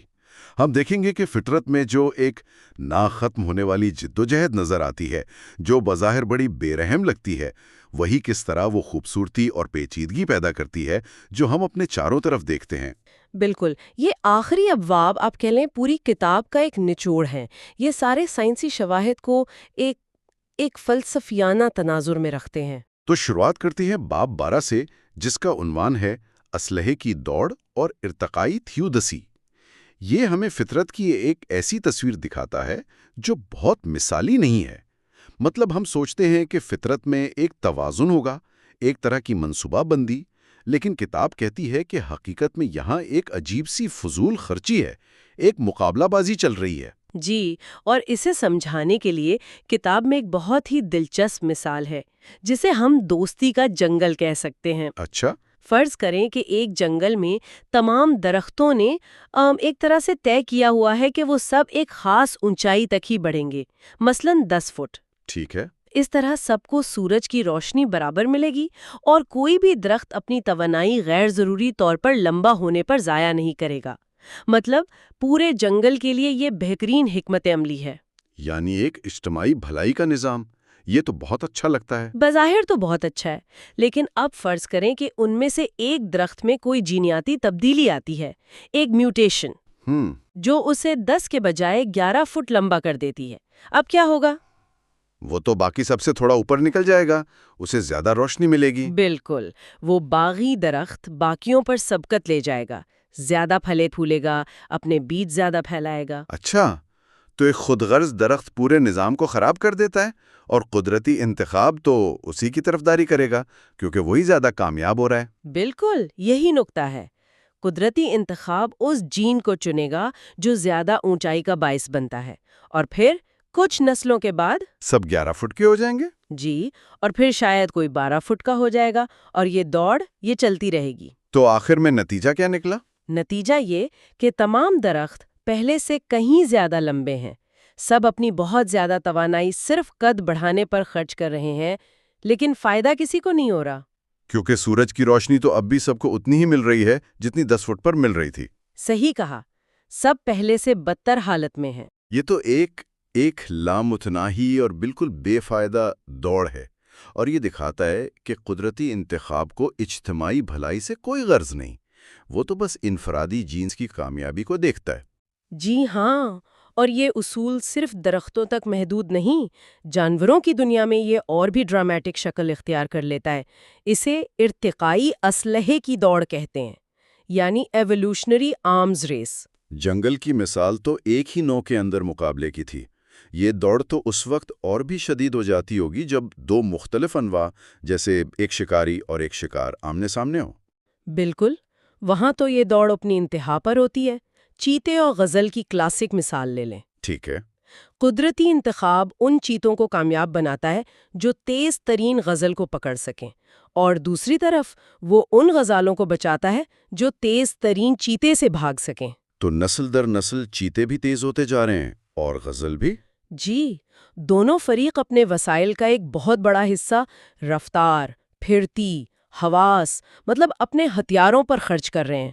لیکن اگر دونوں ہی بہتر ہو رہے ہیں تو اس کا مطلب ہے کہ کوئی بھی اصل میں کوئی بھی نہیں جیت رہا۔ بالکل، یہ تو توانائی اور وسائل کا ایک لامتناہی ضیاع لگتا ہے۔ تو کیا ارتقاء اتنا ناکارآمد ہو سکتا ہے؟ آپ نے بالکل صحیح پکڑا۔ اسے حیاتیات میں ریڈ کوئین اثر کہتے ہیں، یعنی red queen effect. Red queen یہ کہاں سے آیا؟ یہ لوئس کیرل کی کتاب تھرو دا لکنگ گلاس کا ایک کردار ہے۔ وہ کہتی ہے یہاں تمہیں اپنی جگہ پر رہنے کے لیے بھی پوری رفتار سے دوڑنا پڑتا ہے۔ واہ! پہلے تھا کوئی مستقل برتری حاصل نہیں کر پاتا۔ اگر اس پورے منظر کو ایک ذہین ڈیزائنر کے نقطہ نظر سے دیکھیں تو یہ بہت ہی عجیب لگتا ہے۔ اگر ڈیزائنر نے چیتے کو ایک بہترین شکاری مشین بنایا تو پھر اس نے غزال کو بچ نکلنے کے لیے اتنی ہی شاندار صلاحیتیں کیوں دیں؟ یہ تو تضاد ہے۔ ڈیزائنر آخر کس کی طرف ہے؟ ارتقائی نقطہ نظر سے یہ کوئی تضاد نہیں ہے، کیونکہ کوئی مرکزی ڈیزائنر ہے ہی نہیں۔ اچھا، یہاں دو الگ الگ جین پولز ہیں جو اپنے اپنے مفاد میں کام کر رہے ہیں۔ چیتوں میں وہ جینز آگے بڑھتے ہیں جو شکار میں مدد دیں، اور غزالوں میں وہ جو بچنے میں مدد دیں۔ تو فضول خرچی اور بیکار پن یہ ہمارے انسانی تصورات ہیں۔ بالکل، قدرتی انتخاب کے لیے صرف ایک ہی کرنسی ہے، جینز کا اگلی نسل میں منتقل ہونا، بس۔ اس جد و جہد میں جو تکلیف اور مصیبت نظر آتی ہے، اس کی کیا وضاحت ہے؟ ڈارون نے خود کہا تھا کہ فطرت کے ظالمانہ کاموں پر ایک شیطان کا پادری کتاب لکھ سکتا ہے۔ یہ تو ارتقاء کی ایک بہت تاریک تصویر ہے۔ جی، اور یہ ایک گہرا مذہبی اور فلسفیانہ سوال بھی اٹھاتا ہے۔ ماہرین الہیات اسے تھیوڈیسی کہتے ہیں۔ تھیوڈیسی یعنی ایک رحیم اور قادر مطلق خدا کی موجودگی میں دنیا میں دکھ اور تکلیف کا جواز کیسے پیش کیا جائے۔ ارتقائی حیاتیات کے لیے یہ کوئی مسئلہ ہے ہی نہیں، کیونکہ اس کے حساب کتاب میں دکھ، درد یا خوشی کا کوئی وزن نہیں ہے۔ لیکن درد کا احساس تو خود بقا کے لیے ضروری ہے، ایک طرح کا الارم سسٹم ہے جو ہمیں خطرے سے آگاہ کرتا ہے۔ بالکل، درد کا احساس خود ایک ڈارونی میکانزم ہے، لیکن یہاں گہرا سوال یہ ہے کہ اسے اتنا تکلیف دہ کیوں ہونا چاہیے؟ صحیح، ایک بے درد سرخ جھنڈی یا کوئی وارننگ سگنل کافی کیوں نہیں تھا؟ کتاب اس کی ایک دلچسپ ممکنہ وضاحت پیش کرتی ہے، وہ یہ کہ ہمارے دماغ میں ہر وقت متضاد خواہشات کے درمیان کشمکش جاری رہتی ہے۔ جیسے آپ زخمی ہیں لیکن آپ کو بھوک بھی لگی ہے، آپ کو آرام کرنا چاہیے لیکن خوراک بھی تلاش کرنی ہے۔ درد ایک ایسا طاقتور اور ناقابل برداشت سگنل ہے جسے نظر انداز کرنا تقریباً ناممکن ہوتا ہے۔ اچھا، تو وہ باقی تمام خواہشات پر حاوی ہو جاتا ہے؟ جی، تاکہ بقا کے انتباہ کو یقینی طور پر اولین ترجیح دی جائے۔ تو ایک طرف ہمارے پاس یہ تصویر ہے، ایک مسلسل تکلیف دہ اور بظاہر فضول جدوجہد، یہ تو کافی مایوس کن لگتا ہے۔ لیکن پھر کتاب کا اختتام حیرت اور عظمت کا احساس پر ہوتا ہے۔ ہم اس بے رحمانہ اسلحے کی دوڑ سے عظمت تک کیسے پہنچتے ہیں؟ یہی تو ڈارون کے نظریے کی سب سے شاندار اور انقلابی بات ہے۔ کتاب کا آخری باب، ڈارون کی شہر آفاق کتاب آن دی اوریجن آف اسپیشیز کے آخری پیراگراف کا حوالہ دیتا ہے۔ جی، ڈارون لکھتے ہیں، اس طرح فطرت کی جنگ سے، قحط اور موت سے وہ سب سے عرفہ مقصد جس کا ہم تصور کر سکتے ہیں، یعنی اعلیٰ جانوروں کی پیدائش، براہ راست نتیجہ ہے۔ اور پھر وہ مشہور جملہ، زندگی کے اس نظریے میں ایک عظمت ہے کہ ایک سادہ سی ابتدا سے لا تعداد نہایت خوبصورت اور نہایت حیرت انگیز شکلیں ارتقا پذیر ہوئی ہیں اور ہو رہی ہیں۔ اس جملے میں یہ نقطہ کہ پیچیدہ زندگی براہ راست فطرت کی جنگ، قحط اور موت سے پیدا ہوتی ہے، یہ سننے میں بہت متضاد لگتا ہے۔ اس کا کیا مطلب ہے؟ اس کا مطلب یہ ہے کہ جدوجہد اور مقابلہ ہی وہ انجن ہے جو پیچیدگی کو جنم دیتا ہے۔ زندگی کا آغاز لازمی طور پر سادہ تھا، کیونکہ پیچیدہ چیزیں جیسے آنکھ یا دماغ وہ اچانک خود بخود تو وجود میں نہیں آ سکتی۔ ٹھیک ہے۔ ارتقاء ہی وہ واحد معلوم عمل ہے جو بتدریج سادگی سے ناقابل تصور پیچیدگی پیدا کر سکتا ہے، اور اس کا ثبوت آج ہمارے پاس ہے۔ ڈارون نے تو صرف اندازہ لگایا تھا کہ زندگی شاید چند شکلوں میں یا ایک میں شروع ہوئی ہوگی، اور آج ہم جانتے ہیں کہ زمین پر موجود تمام زندگی کا جد امجد ایک ہی تھا۔ بالکل، بیکٹیریا سے لے کر انسان تک سب ایک ہی اصل سے ہیں۔ اور اس کا سب سے بڑا ثبوت ہمارا جینیاتی کوڈ ہے نا؟ جی ہاں، آفاقی جینیاتی کوڈ، ڈی این اے سے پروٹین بنانے کے لیے جو 64 الفاظ کی لغت استعمال ہوتی ہے، وہ ایک کیڑے میں، ایک درخت میں اور ایک انسان میں عملی طور پر ایک جیسی ہے۔ یہ تو حیران کن بات ہے۔ نوبل انعام یافتہ سائنسدان فرانسس کرک نے اسے ایک منجمد حادثہ کہا تھا، یعنی فروزن ایکسیڈنٹ۔ منجمد حادثہ؟ مطلب یہ نظام اربوں سال پہلے کسی طرح قائم ہو گیا اور پھر منجمد ہو گیا، کیونکہ اس میں کوئی بھی بڑی تبدیلی پورے سسٹم کو تباہ کر دیتی۔ یہ اس بات کا پختہ ثبوت ہے کہ ہم سب ایک ہی جد امجد کی اولاد ہیں۔ ٹھیک ہے، تو زندگی ایک سادہ آغاز سے شروع ہوئی اور جدوجہد نے اسے آگے بڑھایا۔ لیکن پھر وہی سوال آتا ہے، یہ اندھا غیر ہدایت یافتہ عمل ایسی چیزیں کیسے بنا لیتا ہے جو اتنی بہترین ڈیزائن لگتی ہیں؟ یہاں کتاب کا ایک اور خوبصورت تصور سامنے آتا ہے۔ قدرتی انتخاب ایک ناممکنات کو ممکن بنانے والے پمپ کی طرح کام کرتا ہے، یعنی امپروبیبلٹی پمپ۔ یہ پمپ کام کیسے کرتا ہے؟ اسے ذرا آسان الفاظ میں سمجھائیں۔ اچھا، اسے ایک مثال سے سمجھتے ہیں۔ فرض کریں آپ کے پاس ایک کمبینیشن لاک ہے جس کے 10 ڈائل ہیں۔ اسے اتفاقاً کھولنے کا امکان 10 ارب میں سے ایک ہے۔ یعنی تقریباً ناممکن ہے؟ جی، لیکن اب فرض کریں کہ ہر بار جب آپ کوئی ایک ڈائل صحیح ہنزے پر لاتے ہیں تو ایک ہلکی سی کلک کی آواز آتی ہے اور وہ ڈائل وہیں لاک ہو جاتا ہے۔ ٹھیک ہے۔ اب آپ کو صرف باقی 9 ڈائلز کو بے ترتیب گھمانا ہے، پھر 8، پھر 7، اس طرح آپ بہت جلد پورا لاک کھول لیں گی۔ اچھا، تو قدرتی انتخاب وہی کلک ہے؟ یہ بے ترتیب تبدیلیوں اور غیر بے ترتیب انتخاب کا مجموعہ ہے۔ واہ، یہ بہت اچھی مثال ہے۔ تو یہ بے ترتیب تبدیلیوں کو ایک غیر بے ترتیب سمت میں دھکیلتا ہے، یعنی بقا کی سمت میں۔ صحیح، اور لاکھوں سال تک یہ عمل چلتے رہنے سے ارتقاء ماؤنٹ امپروبیبل یعنی ناممکنات کے پہاڑ پر چڑھتا ہے۔ یہ ان بلندیوں تک پہنچ جاتا ہے جہاں زندگی کی شکلیں اتنی پیچیدہ اور مکمل نظر آتی ہیں کہ ہمیں ڈیزائن کا ایک زبردست وہم ہوتا ہے۔ یہ کوئی معجزہ نہیں، بلکہ لاکھوں چھوٹے چھوٹے قابل فہم قدموں کا نتیجہ ہے۔ بالکل۔ ڈارون اپنے پیراگراف میں لاتعداد شکلوں یعنی اینڈلیس فارمز کا ذکر کرتے ہیں۔ اس سے کیا مراد ہے؟ کیا ارتقاء کا کوئی آخری ہدف ہے یا یہ ہمیشہ ایسے ہی چلتا رہے گا؟ اس سے مراد ارتقاء کا کبھی نہ ختم ہونے والا تخلیقی عمل ہے۔ اس کا کوئی ہدف نہیں، انواع اور پورے کے پورے خاندان معدوم ہو جاتے ہیں، لیکن ارتقائی عمل خود کو ہمیشہ تازہ دم کرتا رہتا ہے۔ اور یہاں ایک اور گہرا تصور آتا ہے جسے ارتقاء پذیری کا ارتقاء کہتے ہیں، ایوولوشن آف ایوالویبلٹی۔ یعنی جاندار وقت کے ساتھ ساتھ ارتقاء پذیر ہونے میں بھی بہتر ہوتے جاتے ہیں؟ یہ کیسے ممکن ہے؟ یہ ان کی ایمبریولوجی یعنی جنین کی نشوونما کے طریقے کی خاصیت ہے۔ کچھ جانداروں کے جسمانی منصوبے یعنی باڈی پلانز ایسے ہوتے ہیں جو تبدیلیوں کے لیے زیادہ موزوں ہوتے ہیں۔ کوئی مثال؟ جی، آرتھروپوڈز جیسے کیڑے مکوڑے اور کرسٹیشینز، ان کا جسم حصوں یعنی سیگمنٹس میں بٹا ہوتا ہے۔ یہ ایک ماڈیولر ڈیزائن کی طرح ہے۔ اچھا، وہ آسانی سے ان حصوں کی تعداد، شکل اور کام کو تبدیل کر سکتے ہیں۔ ایک حصے پر ٹانگیں ہیں تو دوسرے پر لگ سکتے ہیں۔ یہی وجہ ہے کہ آرتھروپوڈز زمین پر سب سے زیادہ متنوع اور کامیاب گروہ ہیں۔ ان کا بنیادی ڈیزائن ہی انہیں بہت زیادہ ارتقاء پذیر بناتا ہے۔ تو یہ ایک اعلیٰ سطح کا انتخاب ہے۔ یہ صرف انفرادی جانداروں کا انتخاب نہیں بلکہ پورے کے پورے ارتقائی خاندانوں کا انتخاب ہے کہ کون سا ڈیزائن مستقبل میں زیادہ پھیلے پھولے گا۔ جی، اسے کلیڈ سلیکشن کہتے ہیں۔ وہ کلیڈز یعنی ارتقائی شاخیں جن کا بنیادی ڈیزائن زیادہ ارتقاء پذیر ہوتا ہے، وہ وقت کے ساتھ زیادہ پھیلتی اور متنوع ہوتی ہیں۔